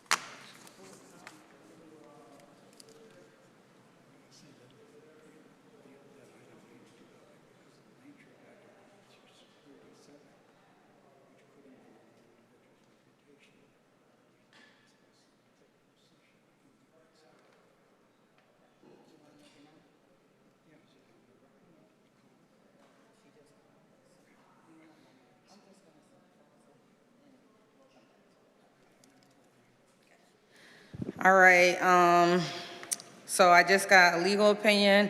We're gonna pause item number 37 and we'll revisit it after we dispose of item number 38. And we have to do item 42 so that elections are not held up. So let's dispose of those two. Item 41 is not ready. And I think the other two will stay in unfinished business. So, Madam Clerk, please call item number 38. Item number 38, amended ordinance, chapter 279, article, the food truck. Councilor Click Bruce. Thank you, Madam President. We're here again to discuss the food truck ordinance. Is Chris Signoli still here? He left? Okay. He left? Perfect. Again, this is a brief history on this. You know, we had several meetings in reference to this food truck ordinance. Prior to me taking over for maintenance and development, I think it happened last year towards the end of the year. A former counselor was working with Chris Signoli to put something together. It fell into my committee as Madam President nominated me to be the president, or the chair, excuse me, of the maintenance and development. So in order to try to work with our food truck owners, businesses, and our residents, try to come up with some solutions to make something amenable for all parties. Now, granted, everybody's not going to be happy. With that being said, fast forward, we had a couple of my colleagues and myself saw some stuff floating on social media. We started to be proactive with having conversations with Chris Signoli, the administration. I know Councilor Whitfield and Councilor Hurst reached out to me asking to make some amendments. We did that proactively, making some adjustments to the law department. Again, being proactive. So some of the amendments that we suggested, because we heard, fast forward to the meeting we had on July 16th, we heard a lot going on regarding the FEET, F-E-E-T. I know some people may say fee. The distance from the brick and mortar to our food truck on private property. So what we heard was 500 feet was too far. So we recommended 200 feet. We heard about the hours of operation. I know some were complaining that 11 o'clock was too soon. So we recommended midnight, 12 a.m. Also want to mention working with, we also heard in reference to the meeting that, technical assistance was needed. So I do know LEDC, with being led by Andrew Melendez, is more than willing to come forth and help out with technical assistance, having meetings and trainings to help facilitate where there are barriers. We also worked with, I personally talked to the administration, Bill Baker, of making this process more seamless. Now, that's going to take some time, obviously, but again, these are conversations we're looking to have with the administration to make sure our food truck owners are being met where they're at. Last two things, I'll make these points because I want to be clear. I don't want to get to my other colleagues. I want to be on the record I said this in several meetings. I spoke to Chris to push for a food truck park. If we can't have a food truck park, I think we should have designated areas in the city of Springfield where our food trucks can go. I want to go on the record with saying that. Lastly, our state rep and some of the colleagues are looking for a pause in all this. I'm willing to hear that out here, see where we're at.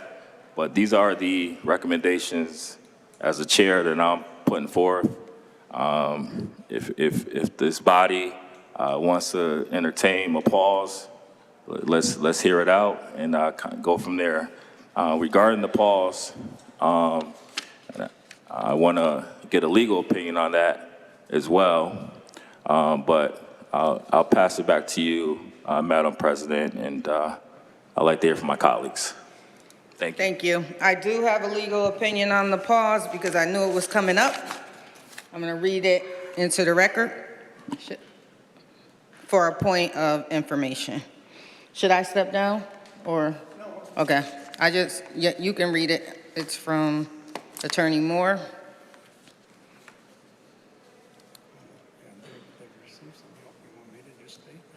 Yeah, hold on. I just want you to read exactly the law that he said. Okay. This is what he wrote about so you could, if you could just read that part. I don't have to read all that. I can just make a statement. Oh, okay. Yeah. The law department make a statement. Okay. So what we're discussing, item number 37 on the agenda. Not 37. 38. We're on 38. So this is regarding the food truck ordinance. I'm just going to read into the record. Yeah, because you I can did read ask it. You don't need me for that one. Okay, all right, so I checked with Attorney Moore, and he said, City Council Rule 22D states that ordinances shall take effect 20 days from and after the final passage unless otherwise provided, or if an emergency permissible is applied. In the case of an emergency, the ordinance will take effect immediately. However, in all other cases, the ordinance will take effect either at a specified time, at least 20 days after the final passage. Example, 90 days from the date of final passage or on December 1st, 2026. Or if no time is specified within the ordinance, 20 days after final passage. The 20-day minimum period is often referred to as the appeal period for an ordinance, where it has been approved, but it can be challenged before becoming operative. Thank you for your time and hope this information is helpful. So, that being said, councilors have an opportunity to, I'm going to say pause because that's the term. I'm going to Maria first because she had her hand up first. That's the term that has been used in a lot of conversations that I've had with State Rep Gonzalez. Councilor Perez, followed by Councilor Govan. Thank you, Madam President.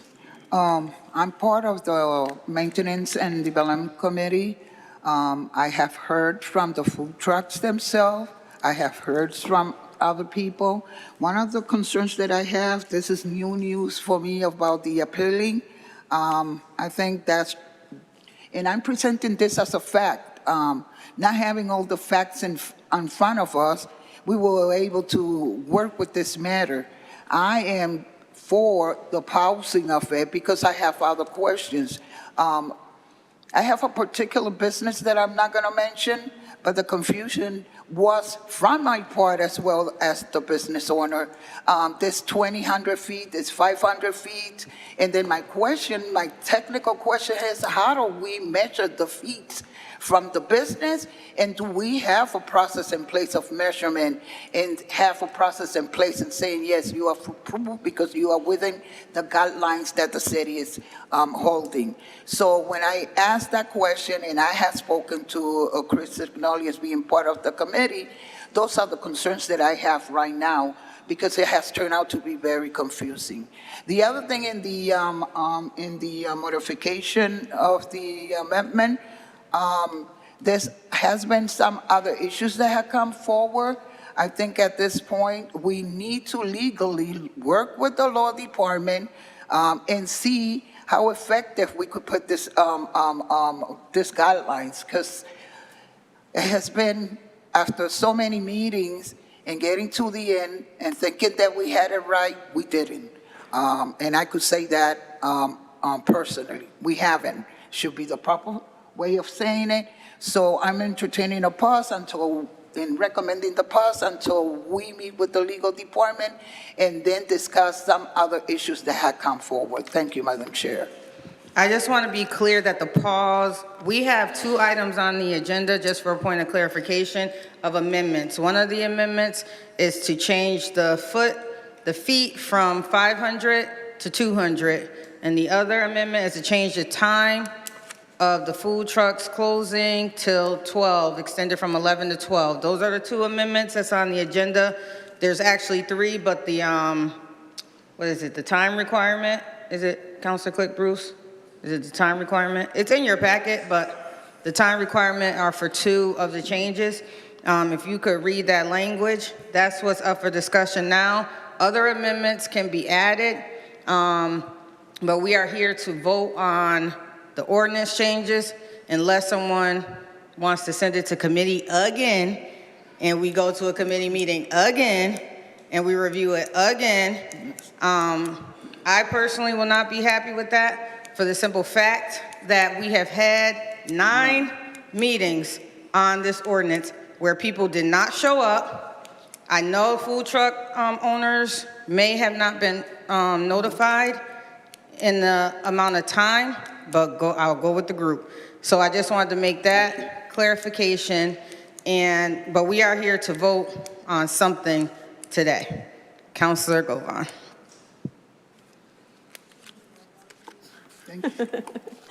One more thing, Counselor Govan, and we can, in 120 days, we could bring it back, make other changes to the ordinance and things like that. So it's not like we can't do anything, right? Okay, just wanted to make that clear too. Thank you, Madam President. And with that being said, I agree with Councilor Perez, and I think I want to make a motion that we pause the ordinance for the 120 days. And in that time, I think we can work with the organization that Eric Maldonado is working with, which is, I guess, a national food truck organization that can show us what other cities have done and are doing regarding food trucks. Because I feel like this ordinance came up out of nowhere, although last year, two people, a counselor and Chris Signoli, were working on it. I didn't know that they were working on this. If I had, I would have said, hey, let's talk to the food truck owners. But that didn't happen. So I want to make that motion so that I think we can put everybody at ease. This is the time for food trucks to thrive. And they're out there, they're selling their wares. I would not want a food truck in my backyard, right? So we do need some guidance, right?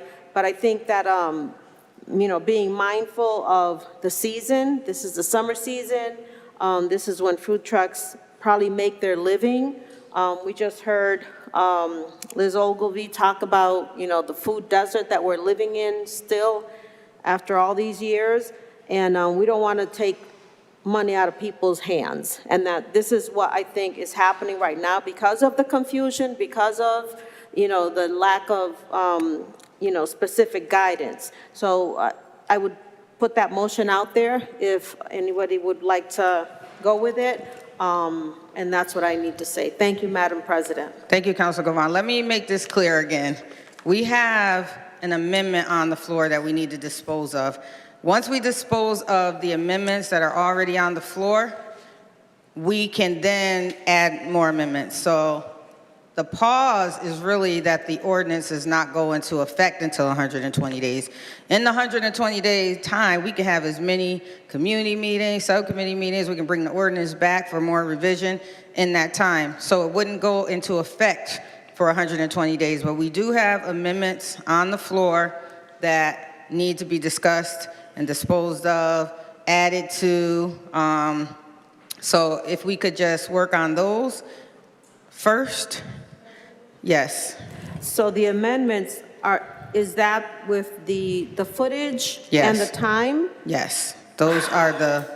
I'm wondering do we have to, and I don't want to say waste, but I'm going to say waste time doing that now when we could do that within this 120 days? Or do we have to, by law, do it? Attorney Mr. Shea? Attorney Thank you, Shea. Madam President. Attorney Shea. Okay, so we have in front of us 3 amendments on the floor, right? And what Councilor Govan is saying is that she wants to put an amendment that the ordinance doesn't go into effect for 120 days. Will we have to dispose of the ordinances that are, the amendments that's on the floor? Or can we just add a new amendment saying the ordinance will not go into effect for 120 days and then come back with the amendments that's already on the floor? So the amendments that's on the floor were in the packet and they were advertised. Wow.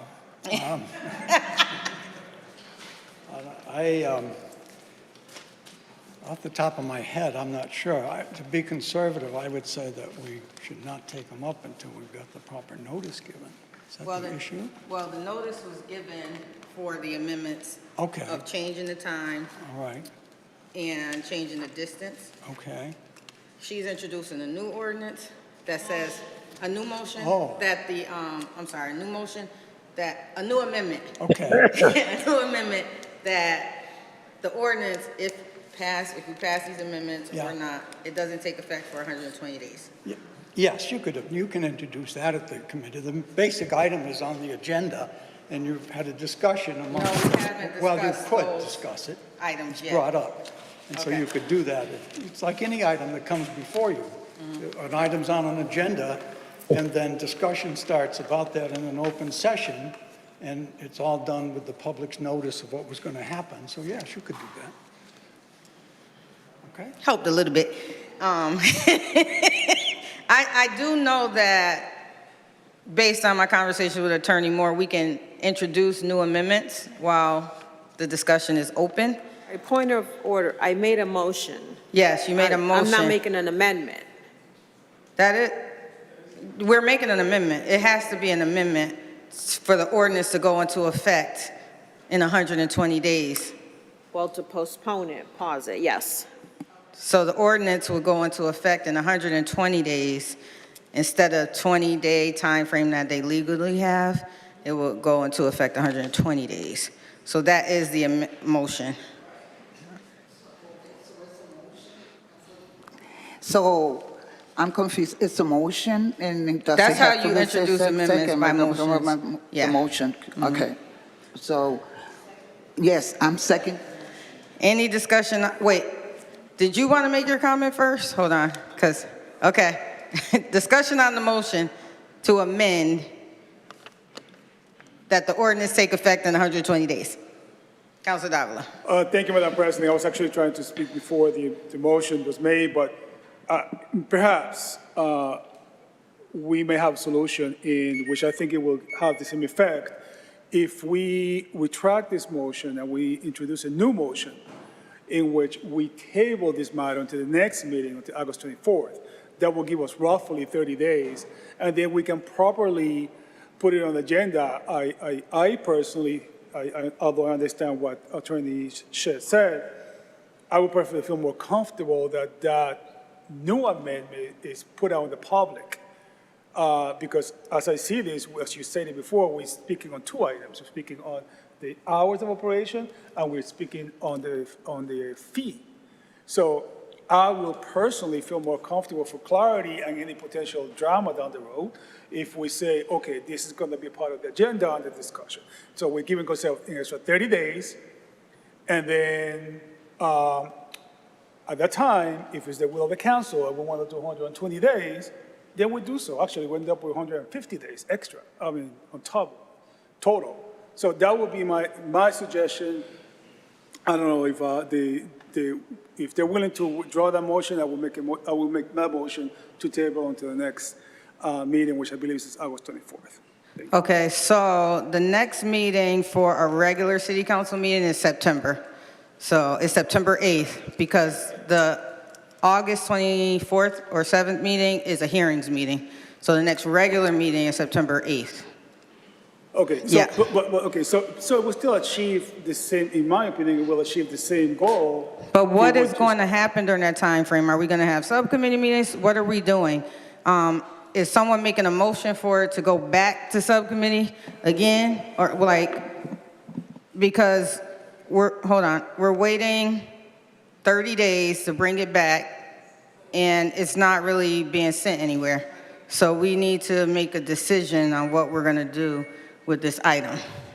And I'm going to go to Councilor Delgado, and then I'll come back over to you, Councilor Martin, and then Councilor Perez. Thank you, Madam President. A little confusion. I understand what we're trying to do here. We're trying to dispose of these two items.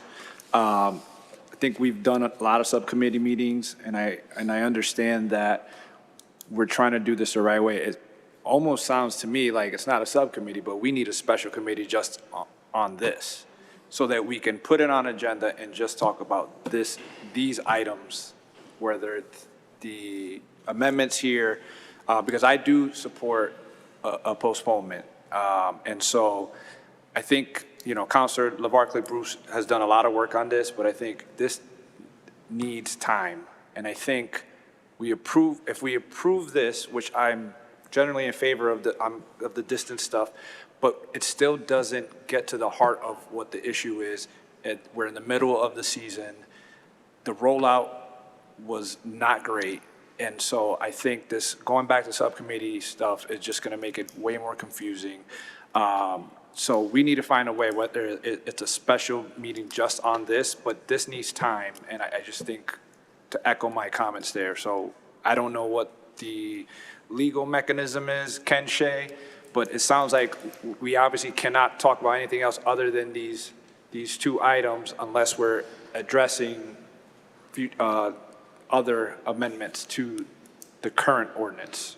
No, we can add any amendments we want right now on this floor today. We Yep. can add any amendments, so if you want it, I'm not making suggestions, I'm just tell y'all what I heard from the public.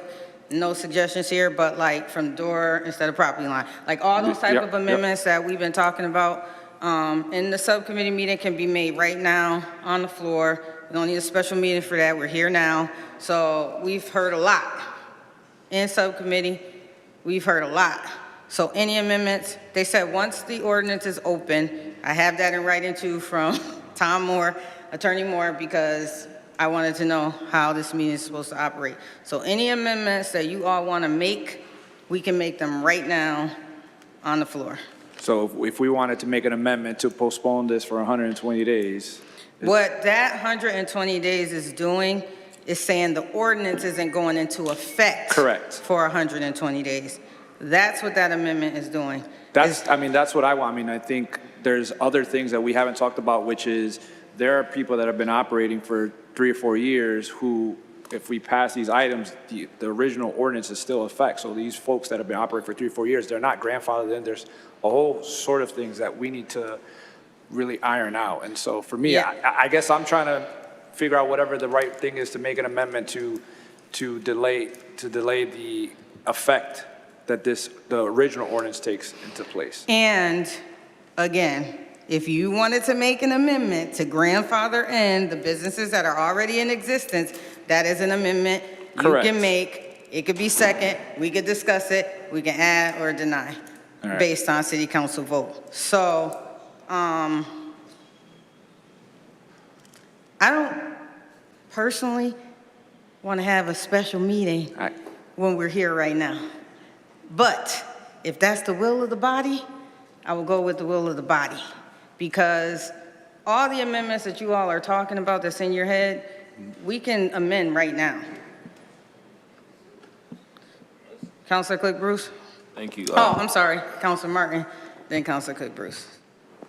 Thank you, Madam President. I was just thinking, should we just vote on tabling the 2 amendments for right now, and then one of our colleagues can make the motion to add the amendment for the postponement, just to go right at it? I mean, that seems to be the most logical We can step go right now. right at it right now. The motion is on the floor, it's been seconded. We could talk about approving the ordinance and then it not going into effect for 120 days. The motion's on the floor for the amendment. But we still have to dispose the previous 2 amendments? But we don't have to do it in that order. They don't have to be done first. Okay. Well, if that's the case, I mean, I also would support the postponement amendment, just because also it's already the end of the summer. Like, it's a lot of the rollouts wasn't well received and wasn't, properly done in the eyes of a lot of people. I just think with 1 month left, let's just call it a mulligan and have a fresh start for next summer. And that way, when these amendments roll out, then that way we can roll them out in a more proper, more, transparent manner. So I would also. There's a motion on the floor for the ordinance to not go into effect for 120 days. That is what we're discussing. Is there any, Councilor Click Bruce, I know you had your hand up. Thank you, Madam President. This is a point of clarification. If we were to, I think I'm answering my own question now that I'm talking it out loud, but I'm going to say it anyway. If we were, because I think you just clarified what you just said, the motion on the floor, if we were to postpone or suspend for 120 days, just want to be clear that DPW, Health and Human Services, cannot fine or give violations to the food truck owners. I'm not going to say Health and Human Services. It's totally different. That's a different ordinance. So yes. That's their Health and Human Service permit is not this ordinance. This is, that's a different set of rules. But yes, it will postpone DPW from being able to give fines or fees or tell people to move for 120 days. Right. Thank you for that clarification. You're welcome. Thank you. Any other discussion on the motion that's on the floor to postpone the ordinance for 120 days? Do we know what date? Can somebody chat GPT what that date is? 120 days from today?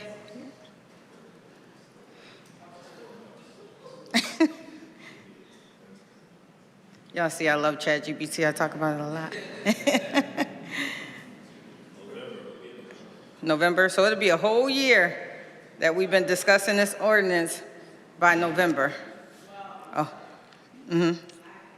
I had not heard about the ordinance until early this year.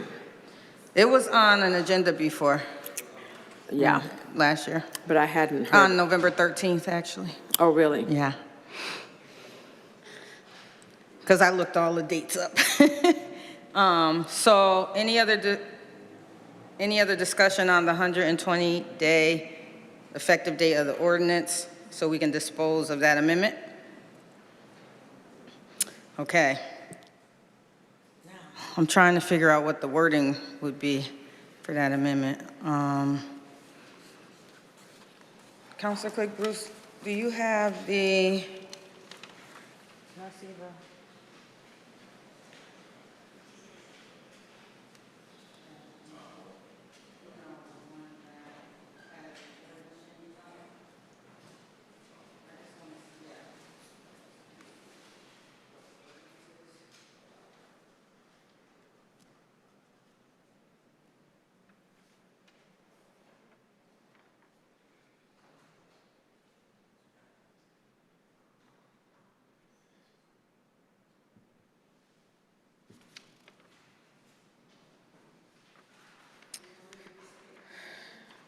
No, I'm just trying to see where it falls in on the ordinance.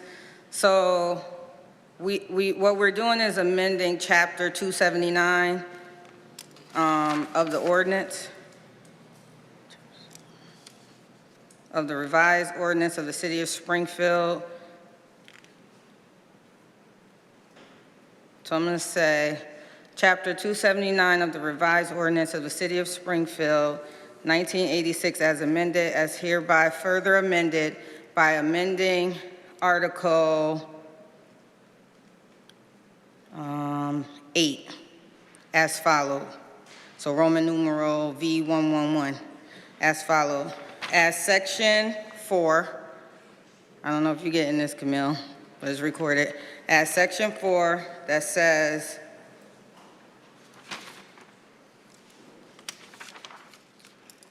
this ordinance will not be effective until 120 days after the passage of the amendment.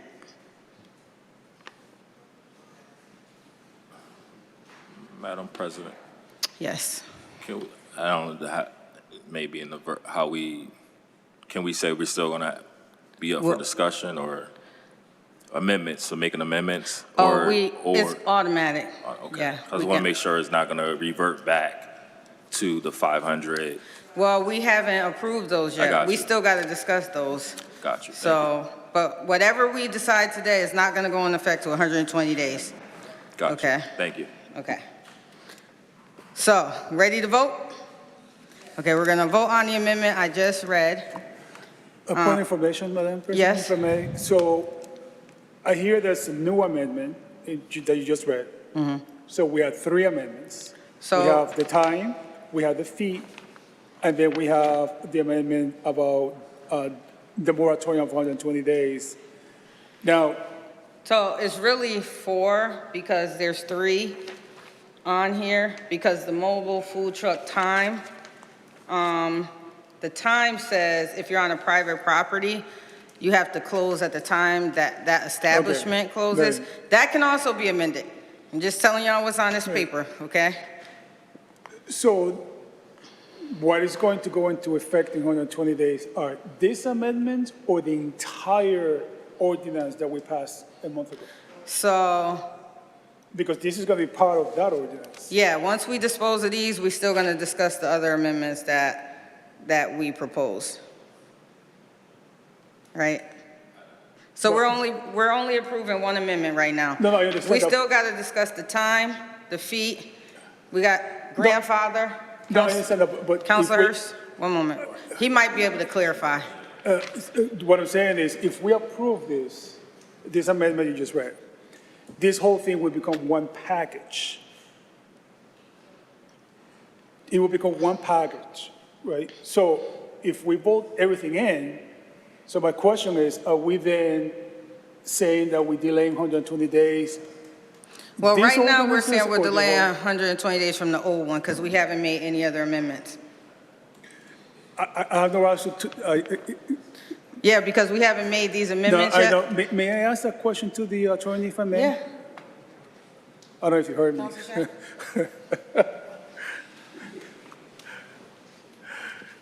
Attorney Shea, I'm just doing a point of clarification, and I know Madam President explained. I just want to make extra sure. So if we approve the motion to amend a moratorium, adding a moratorium for 120 days, that motion, that new amendment is going to become a part of the package that we have in front of us, right? And so my question is then, if we approve these amendments here, are we putting a moratorium of 120 days on this amendment? Or, because this becomes part of the original ordinance, were we in essence delaying the entire ordinance that we voted a month ago? It would seem it Because would we be, haven't voted on these yet. right, So this isn't part of the package yet. right. So the 120 days would go, To the, right, to the pack. To the right, original? Yeah. Oh, okay, Right. that's, okay, all right. Counselor Hurst? I think if folks want to include the amendments, we probably should withdraw this motion and then vote on the two amendments that we have. And if they pass, then they will be part of the law that we passed previously, and then you can vote on the 120 days. That's what I originally said, but I don't think I was saying it clear. Counselor Govan, do you mind withdrawing the motion for now and then reintroducing it after we discuss the amendments that's on the agenda? So are we not going to talk to the food truck owners about We this can or the talk to community? them. We can keep I just want everybody to know we're the city councilor, we make the law, so we can amend this ordinance as many times as we want. I know, but all I'm saying is, like what I think Councilor Click Bruce said, and I think Councilor Delgado said the same thing. In this 120 days, these amendments, if we vote on them tonight, maybe we find from this organization that that's not what other cities do and that's not what best practices is. It might need to be 300 feet instead of 500 or 200. Or it might be, 2 o'clock in the morning, like the bars close or something like that. I don't know. So I'm just saying, I feel like we're going to do this, and then I'm hoping that in between this 120 days, we will be having meetings with neighbors, because I haven't heard any complaints from anyone about the food trucks, which is what. I have. I heard you say that, but it was the impetus of this ordinance, the need for an ordinance. And you heard 2 complaints, I heard. Someone else somewhere else heard 1. So I feel like the reason I wanted to see if we could have a postponement so that we can talk to people and listen to them and see maybe we need a different amendment of 200 or 300 feet. You know what I mean? So I don't know if I feel like it's convoluted and we're complicating it too much. Thank you, Madam President. I think either way, we got to dispose of these ordinances, these amendments, either way. So we can vote these amendments down if we don't like them, but these are what's on the agenda. You're introducing a new amendment, so I would prefer if we dispose of these, if we're gonna vote them down. Can we table them? If we're gonna okay. All right, Councilor Delgado. I hear what we're trying to do. I think we should withdraw the previous motion so that we can vote on these items, as Councilor Hurst mentioned, and so that we can then include them on a package to then postpone it. So So I'm for voting on these, like, and getting them out of the way. But first, the motion will have to be withdrawn. Then I will withdraw my motion until later. Thank you, Madam President. Council Perez? Yes. So on the amendments that we have on the floor, the two amendments, if she withdraw her motion from the floor, whatever comes out of that amendments, it goes into effect for the 120 days, correct? Yes, yes. Okay, I just want Yeah. that to be Well, clear. she have to make the motion again. Again, but Yeah. it will go into effect In 120 days. Yes. So Okay, we still okay. have time for discussions, Okay. community meetings, whatever Okay. we need to have, we have until November. Thank you. Okay, you're welcome.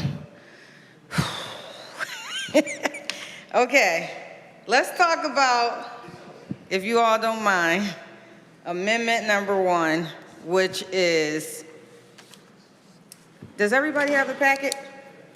Does everybody have this? Is Daisy here? Can you make copies of this for everyone, please? So they can.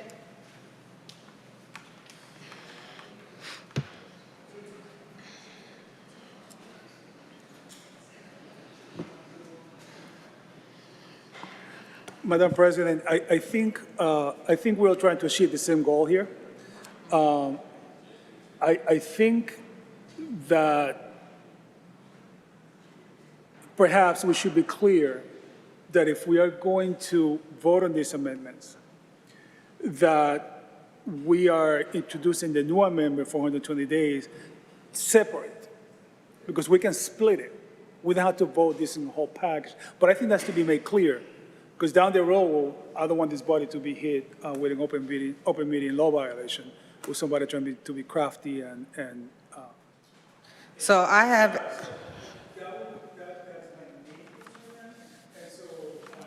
So we can introduce a new amendment. We can introduce a new amendment. my mic wasn't on. I don't know if you need me to repeat that. No, I heard you. Okay. We can introduce a new amendment not attached to this, these amendments for the 120 days. And you guys can make a motion to table them. You can make a motion to approve them. You can make any motion that you would like to make. And then for the 120 days, instead of adding section 4, I'm gonna do like a 1B or something like that. So it's not attached to these amendments, okay? That makes sense? I'm just gonna wait so you all can read the amendments.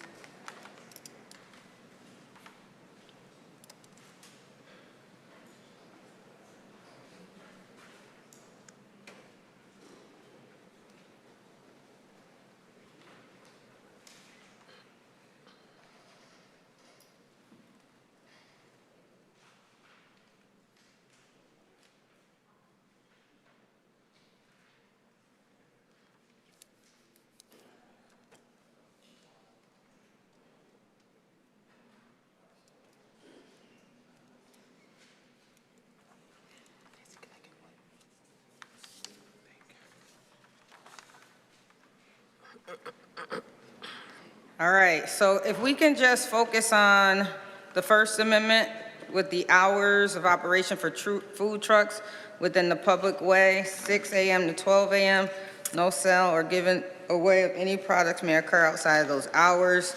You all can read all that. And then 2 says the same thing, except if food truck is on a private property, they must also comply with the hours stated in section 279-47-E, however, cannot operate past any hours of the primary business on the property. That's the 2-hour amendments. And then Amendment 3 is mobile food truck vendors will not be able to be located within 200 feet of any brick and mortar food establishment properly permitted and regulated within the city. This does not pertain to convenience stores, gas stations, grocery stores, unless indoor seating for food customers is provided. A mobile food truck will be allowed to operate on a parcel that sells prepared food and may, however, have indoor seating for consumption.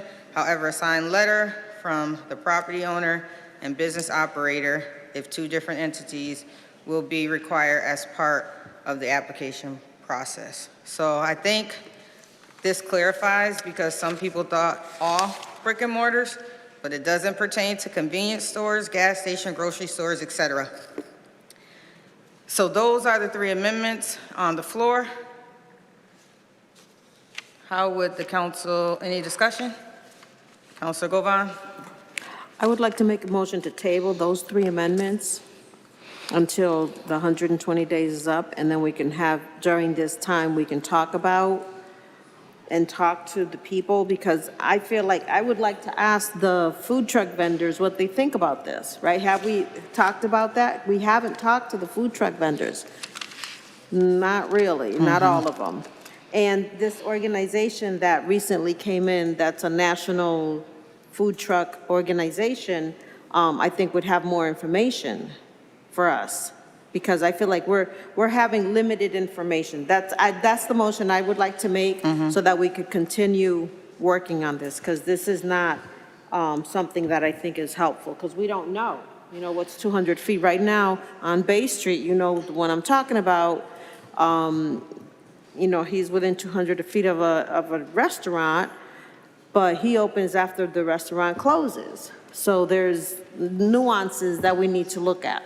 And I know that we're not going to answer every question, but I think we need to be as thorough as possible. Thank you, Madam President. Thank you. There's a motion on the floor to table, seconded by Councilor Perez. Any discussion on the motion? Councilor Hurst?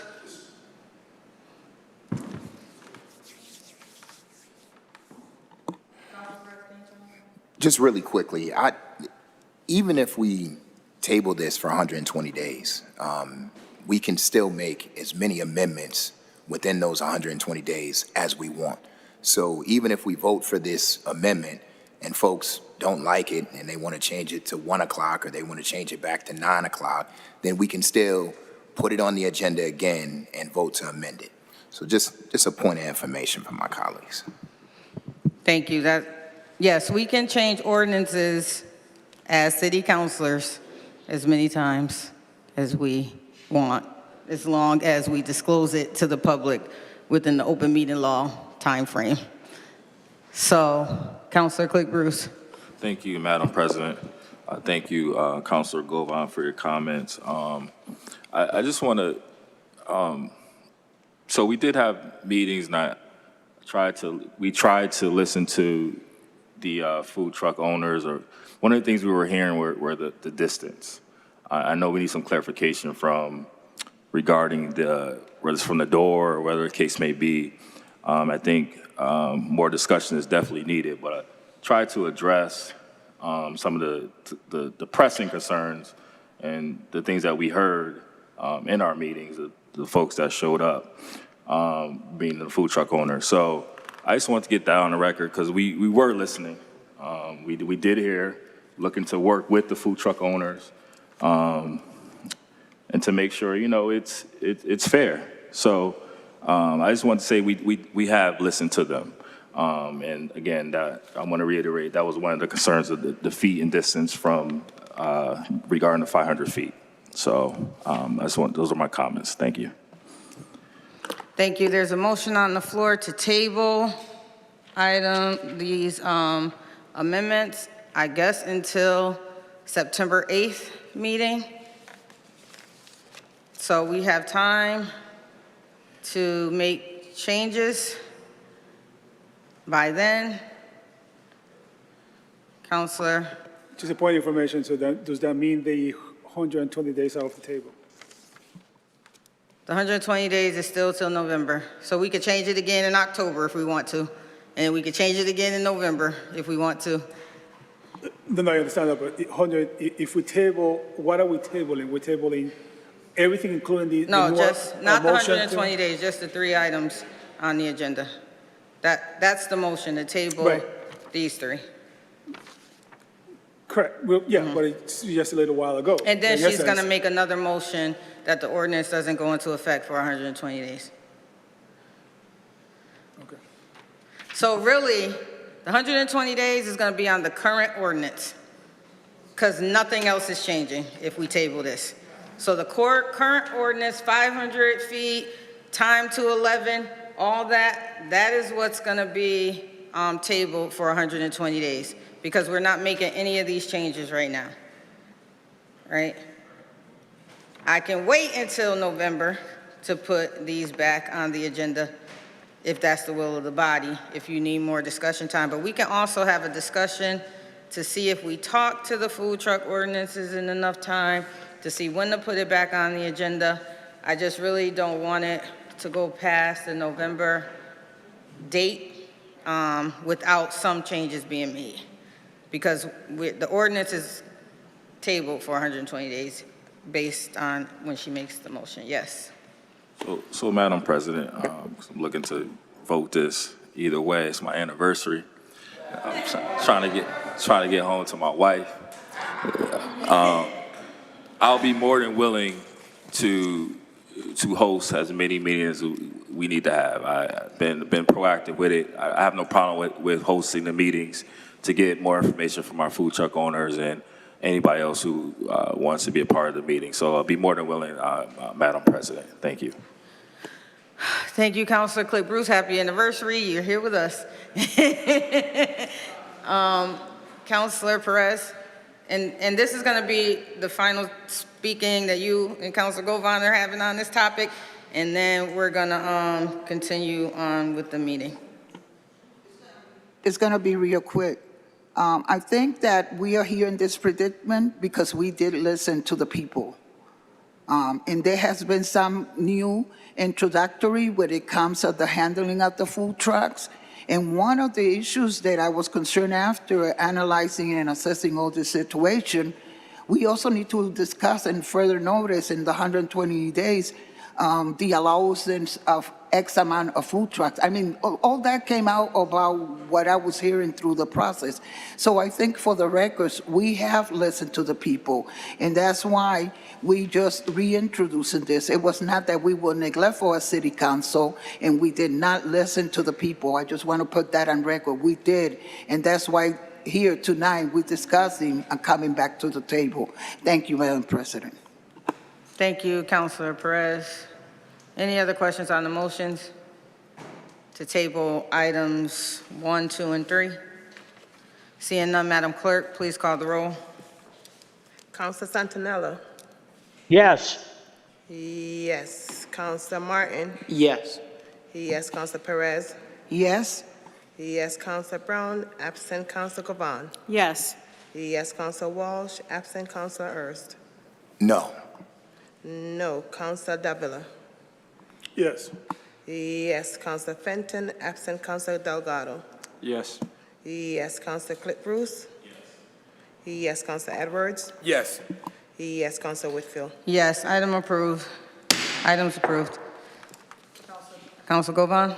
And now I do want to make a motion to postpone the beginning of that ordinance until 120 days. Second. Any discussion on the motion to postpone Chapter 279 of the revised ordinance of the City of Springfield in 1986 to postpone it for 120 days from today's approval, not from the date that the ordinance was originally approved? Councilor Davila. Madam President, just a quick question for Attorney Shea, if I may, regarding does this, Attorney Shea? how are you doing, Attorney Shea? Just a good question. So if we approve it, does it go into effect right now or 20 days later?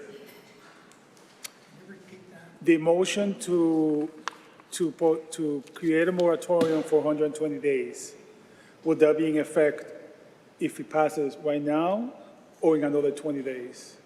If you're passing the motion now for something to take effect 120 days from now, Yeah. then it would take, if you pass it tonight, to take effect in 120 days. No. Sorry, maybe I misspoke. So we pass a motion right now, an amendment, for a moratorium of 120 days. Okay. Yeah, we pass it right now. Would that go into effect tonight? Or we have to wait another 20 days for that amendment to go into effect? I guess I'm not understanding why we would wait I'm going to to tell you 20 why days. he said that, because Attorney Moore said, the City Council Rule 22D states ordinance shall take effect 20 days from the day and after the final passage unless otherwise provided. So this is unless otherwise provided. Right, you'd have to So- make that provision as an emergency provision. Otherwise, it's going to go with, The ordinance would take effect immediately. However, in all other cases, the ordinance would take effect either at a specific time, at least 20 days after the final, or at least 20 days after the final passage. So right. how I'm reading it is 90 days from the date of the final passage. That's what it says in the example. So we vote 120 days is 120 days from the date of the final passage, which is today. The final passage is when we vote today. It's going to go in effect today for 120 days. Otherwise, it goes into effect 20 days because that gives time for appeal period. Okay. And thank you. And my last question, Attorney Shea, we're saying 120 days. Should we clarify that to 120 continuous days, or is that understood automatically? Because there's a difference between business days and No, continuous. it's 120 days. So it doesn't Includes really matter. Saturdays and Sundays. I think that's what you're asking. Say that again? Yeah, it's 120 consecutive. Consecutive. Okay. Yeah. All right. Thank you. Thank you, Madam President. Thank you for that. That was a good question, actually. I had to reread it because it made sense to me. That was a good question. You have a question, Councilor Hurst? Quick question, is this just first step on this?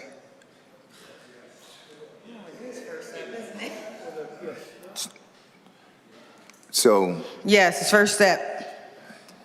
so I'm not 100% sure, unless we have an additional meeting very quickly, that we're even going to achieve the objective that I think folks are trying to achieve.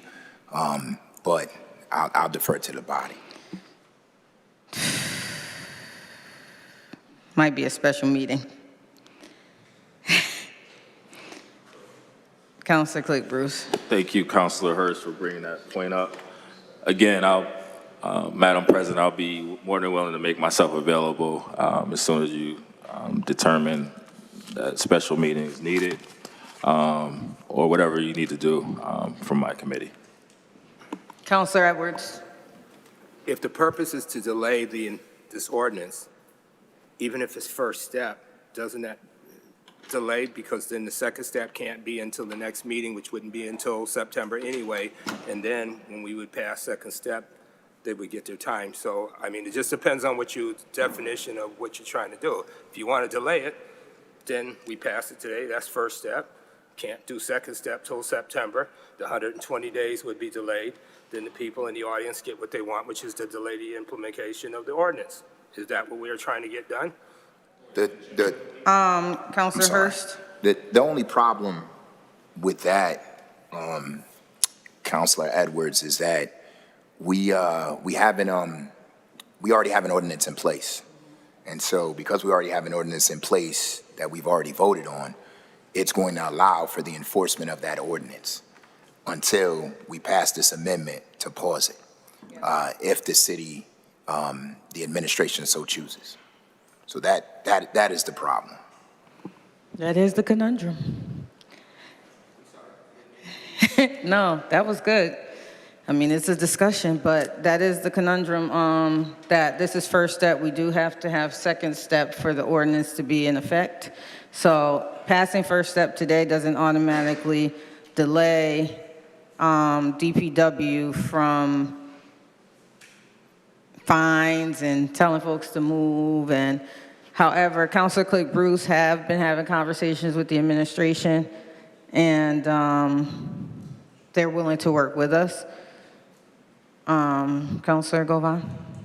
I was just going to mention that I think at the last meeting that I was at, Chris actually said that, he wouldn't do anything until we decided something, which is, I think, what we're doing tonight. So, I think we need to do something because, there is an ordinance in place. But if we vote to postpone it, then we have that 120 days. Second step will be in September? When? We'll have a special meeting. Okay. So, yeah, so I think, I'm sorry I spoke, but I was going to call the question. After you speak, you can't. Thank you, Madam. Before anyone calls the question, is there anyone else that wants to speak on the item? Because I just want to be fair. All right. There's no reason to call the question. We are going to take a vote on amending the section to add that the ordinance will be delayed or a moratorium, I like that language, for 120 days.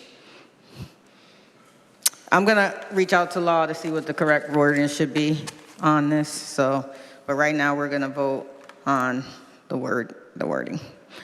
Okay? Madam Clerk, please call the roll. Councilor Santinello. Yes. Yes, Councilor Martin. Yes. Yes, Councilor Perez. Yes. Yes, Councilor Brown. Absent Councilor Govan. Yes. Yes, Councilor Walsh. Absent Councilor Ernst. Yes. Yes, Councilor Davila. Yes. Yes, Councilor Fenton. Absent Councilor Delgado. Yes. Yes, Councilor Bruce. Yes. Yes, Councilor Edwards. Yes. Yes, Councilor Whitfield. Yes. First step approved. This will go to the Maintenance and Development Subcommittee, and I will work with the city clerk to schedule a special meeting. Oh, wait a minute. We got unfinished business before our final.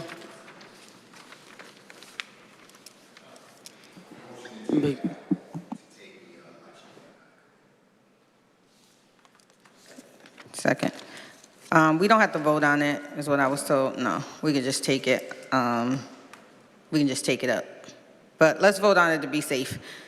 Motion to take the election warrant with polling locations out of unfinished business. Madam Clerk, please call the roll. Yes. Councilor Santinello. Councilor Santinello. Absent Councilor Martin. Yes. Yes, Councilor Perez. Yes. Yes, Councilor Brown. Absent Councilor Govan. Yes. Yes, Councilor Walsh. Absent Councilor Ernst. Yes. Yes, Councilor Davila. Yes. Yes, Councilor Fenton. Absent Councilor Delgado. Yes. Yes, Councilor Bruce. Yes. Yes, Councilor Edwards. Yes. Yes, Councilor Whitfield. Yes.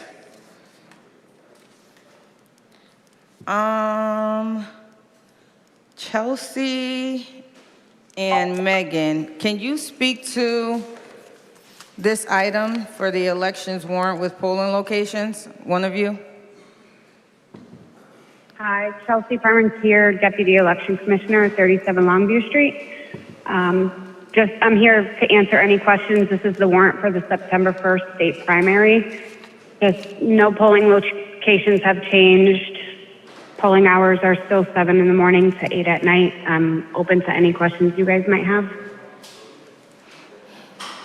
Are there any questions on the warrant? I do need signatures before everyone leaves, so once we vote on it, I'll pass this around. Councilor Govan? I did have a question regarding the opening of the polling locations. I know that we heard Erica Cruz talk about it, and I have also, when the polling locations are open, I've received some complaints that the locations weren't open when they said they were going to be open. I think it's 7 o'clock in the morning. Is there a remedy for that when somebody calls and complains? We did actually have several meetings with Councilor Hurst regarding a couple of these locations. one being MLK Charter School and one being the Highland House, and we have discussed further with their directors to ensure that this doesn't happen again. Okay, thank you. Thank you, Madam President. Any other comments? Madam Clerk, please call the roll. Councilor Santinello? Yes. Yes, Councilor Martin? Yes. Yes, Councilor Perez? Yes. Yes, Councilor Brown. Absent, Councilor Gavon. Yes. Yes, Councilor Walsh. Absent, Councilor Ernst.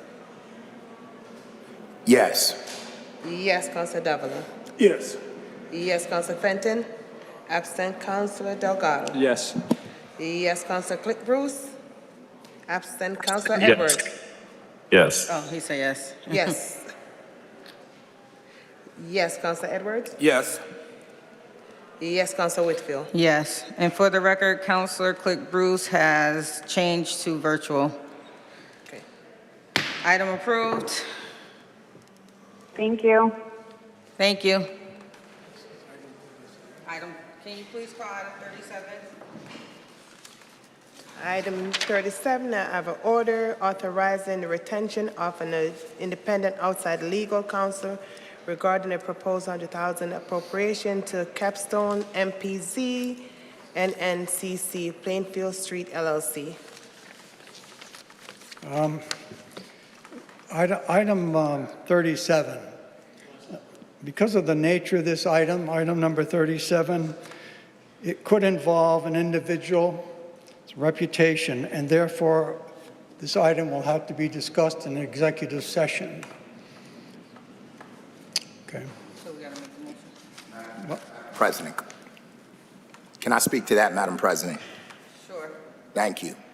So first of all, this is my item, and if we learned anything as a body after this is all said and done, it ought to be that we need our own legal representation.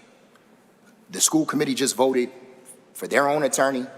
There's no reason why we as the city council shouldn't be able to have ours. I also think we need to ask ourselves, why is it that the law department is trying to shut down discussion on this issue, as well as prevent us from getting outside counsel? In response to the memo that I believe Attorney Shea is referring to, the idea that there may be possible open meeting law violations if we engage in a discussion about this item or any item related to the appropriation of this $100,000 grant is nonsense. The very minute that this for-profit company applied for this grant, they consented to the city council doing what it's charged to do as a body, which means asking difficult questions, highlighting potential conflicts of interest that may implicate the council, and doing any investigation necessary to ensure that we're making an informed decision on how taxpayer dollars are spent. We also are not exceeding our authority as a body to enlist outside counsel to represent us. Not too long ago, and many of my colleagues were on the council at that time, we retained outside counsel pro bono, contrary to what the solicitor is trying to tell folks, and we did so successfully, I might add, as it pertained to the police commission. This would not be much different. This would be a lighter lift, considering that we're only asking for legal advice on a very specific question. And finally, we're not asking counsel, outside counsel that is, to investigate any claims of ethics violations. We're asking them to give us advice on whether we should take a vote to approve this $100,000 appropriation of taxpayer dollars to a for-profit company that, according to the Secretary of State, appears to be owned by our clerk, who is an employee of the city of Springfield, which is well within our right as a body. This body unanimously, I might add, unanimously voted to send this item to committee in hopes of receiving advice from our solicitor as to how to proceed. The solicitor, who is also supposed to represent us, by the way, declined to give us an opinion on how it is that we should proceed. Absent an opinion from our solicitor and understanding that proceeding would be reckless, I thought it was prudent to ask for us to seek outside counsel, which is all this order is designed to do. And I just want to be crystal clear as to what this order is asking an independent attorney to do. This body needs advice on whether we should take a vote to approve a $100,000 appropriation of taxpayer dollars to a for-profit company that, again, according to the Secretary of State, appears to be owned by our clerk, who is an employee of the city of Springfield. I'm not going to let the law department silence me. I'm not going to let the law department take away my right as a city councilor. Now, whether you all decide to let the department do that, it's on you. But what I can tell you is that before this item, and even if we don't do anything today, before this item is voted on, I encourage my colleagues to get some outside counsel if our solicitor can't advise us. Thank you, Madam President.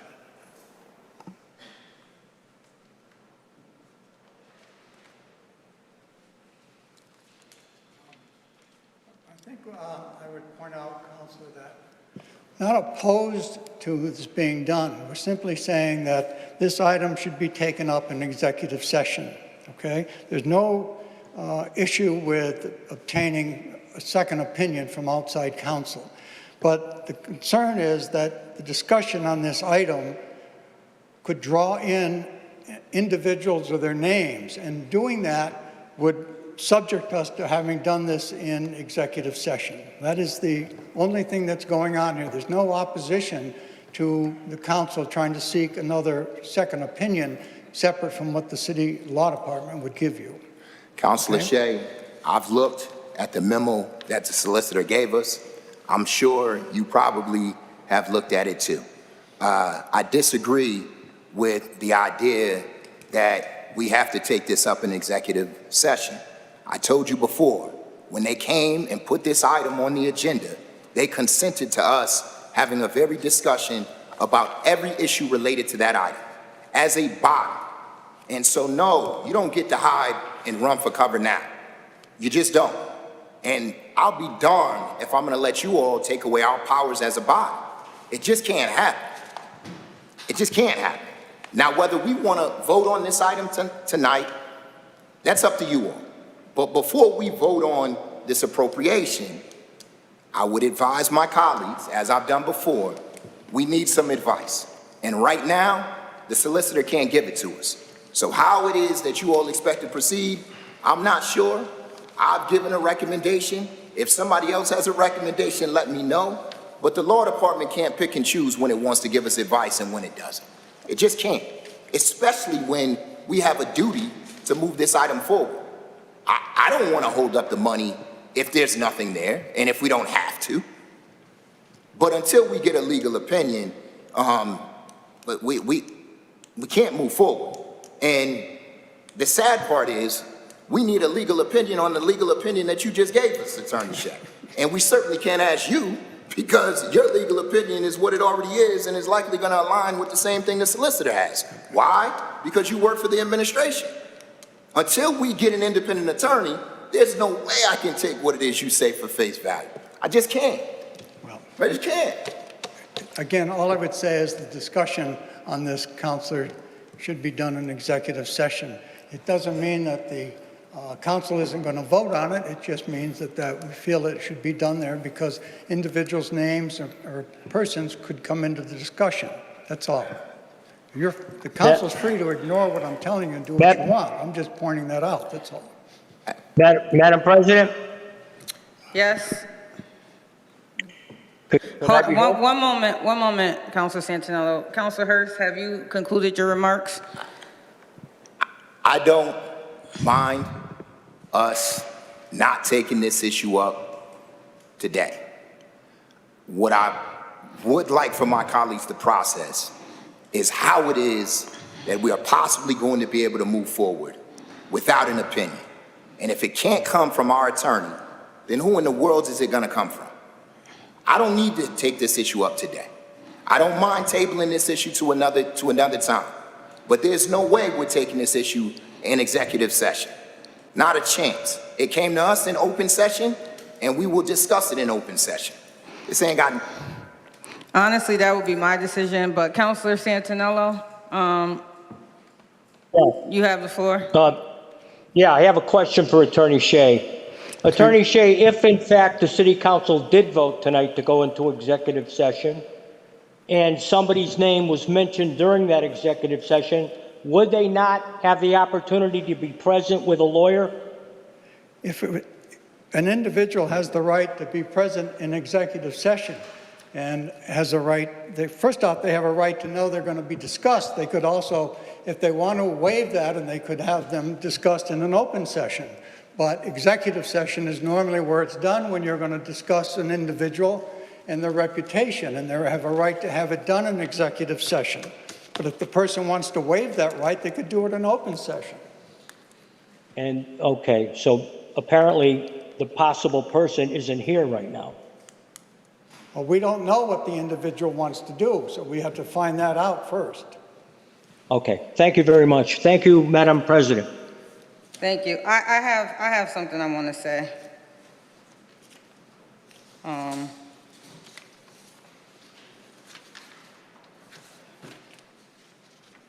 First, I want to say I wasn't given the same respect to go into executive session. Matter of fact, Councilor Delgado, can you please take the floor so I can say what I got to say?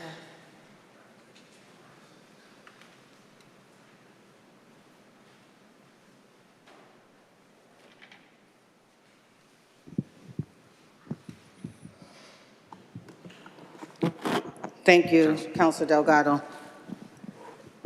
There was a resolution on the floor from councilors in this chamber that defamed my character several times. Several times. I made a mistake. I admitted it publicly twice. And these same city councilors did not care. And they brought this resolution to the floor, and not the legal team and not the counselors gave me the respect to go into executive session. This order simply says we need to vote to see if we need a new lawyer. We need to vote to get a lawyer to give us an opinion on how to handle the situation. This order does not say that we're going to mention any names. This order does not say that we're going to defame any character. It says because we cannot get a legal opinion, which I also didn't have the respect of being given a legal opinion. In fact, the exact opposite happened. The city solicitor also lied and said that I asked for my own ethics investigation against myself in a letter that he sent to all counselors in response to Councilor Hurst. No one stood up for me. I'm not going to say no one. Councilor Govan stood up for me. Councilor Walsh stood up for me. There's a few counselors that stood up for me. Councilor Martin stood up for me, and all that voted in my favor stood up for me. But not one time did the city solicitor put out a statement saying we need to go into executive session because my character was being defamed. I didn't get anything in writing. I didn't get an opportunity to put anything in writing to say I would prefer to go into executive session. It was never even an option that was given to me. I'm a municipal employee, and no one gave me the same respect as this bogus memorandum that the solicitor put forward today. Unfortunately, I don't agree with going into executive session because nothing in this order says that we'll be discussing a person. It says order authorizing the retention of independent outside legal counsel regarding the proposal of a $100,000 appropriation to the company. The company does not state a name, but as Councilor Hurst mentioned, when the company applied for CPA funding, it is our responsibility to do our due diligence and make sure that our residents' funds are being handled appropriately. Okay? There was no real financial interest, as some councilors wanted to say, when we were doing the discontinuance. We actually paid out money. We actually paid out money for that discontinuance. But yet, councilors in this chamber would have you to believe that we were getting this huge financial interest off of that property. There was no memo. There was no executive session, and I'm y'all colleagues. None of that happened for me. So this situation, I cannot agree with going into executive session. If the council wants to table it, to have more discussions, we can do that. I will not discuss this in executive session. I will not ask that it go into executive session, because nowhere on here says we're going to talk about an individual, say an individual's name. All we're doing is authorizing retention of an independent outside legal counsel. And furthermore, when we did get legal counsel for the police commission, which was pro bono, we did an order of authorization to get that retention of outside legal counsel. We still had to do an order even if it's pro bono. So the information that the solicitor put in the memo that we don't have the authorization to fund it is not what this order is saying. This order is just giving us authorization to retain legal counsel, whether it's pro bono or we get some magical person that's gonna pay for it out of their pocket. Nowhere in this authorization said that we want City Hall to fund this order. And so when we think about situations of ethics violations, then we should be fair and we should be consistent. And the legal department has not been consistent. They did a 101-page report on me saying I asked for my own ethical research, my own. I sent the council the email exactly what I asked for, and it was an opinion. And 3 councilors and the law department came together to come against me so I could be removed, as the resolution could have never done, as the president of the Springfield City Council, which a resolution could not have done, to defame my character over and over again, and I was new. And I was new. That is shameful, it's double standard, and there is no way I'm going to stand for that. Thank you. Thank you, Madam President. Councilor Perez. You know, looking at an independent legal advisement with a situation that is right now presented,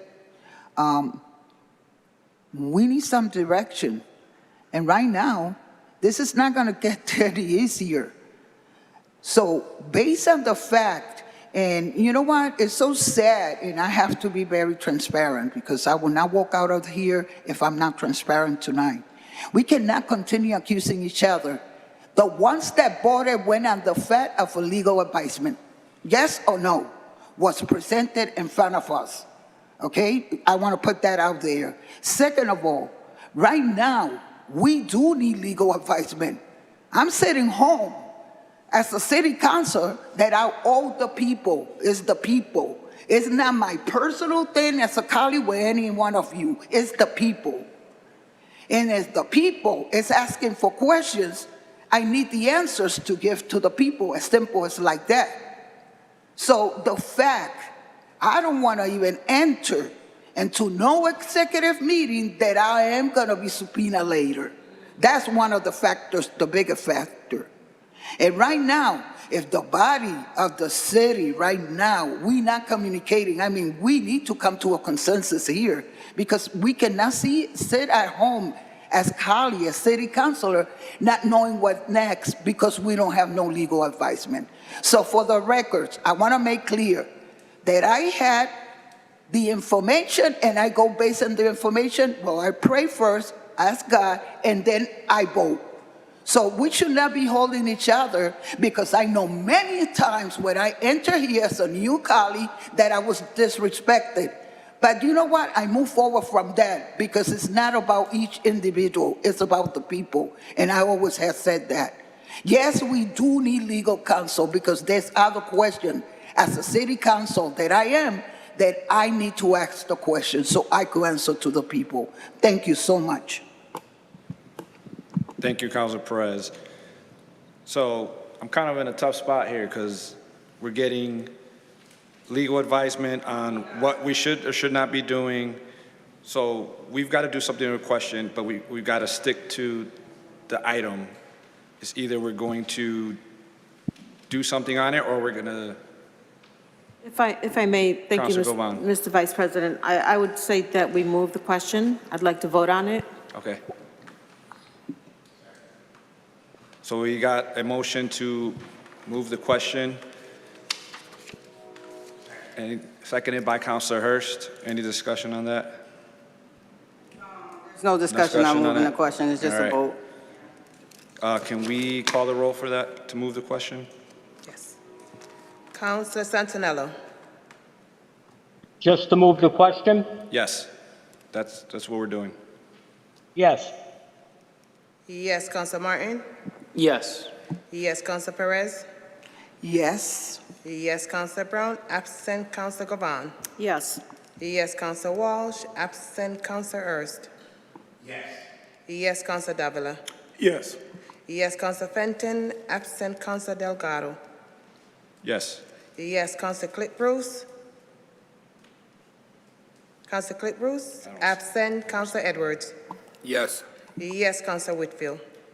Yes. Do we have 1, 2, 3, 4? We good? Yep. All right.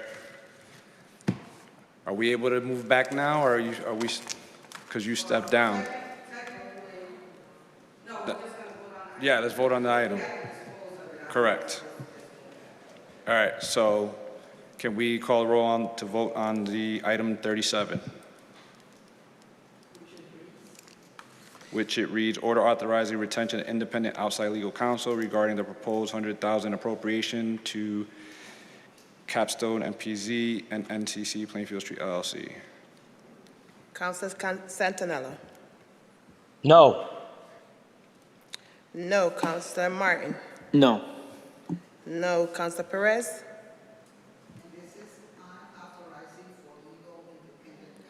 Yes, correct. Yes. Yes, Councilor Brown. Absent, Councilor Govan. Yes. Yes, Councilor Walsh. Absent, Councilor Hurst. Yes. Yes, Councilor Davila. No. No, Councilor Fenton. Absent, Councilor Delgado. No. No, Councilor Cliff Bruce. Absent, Councilor Edwards. No. No, Councilor Whitfield. Yes. All right, so item does not pass. Item fails. Is there any, oh, you want to switch on this?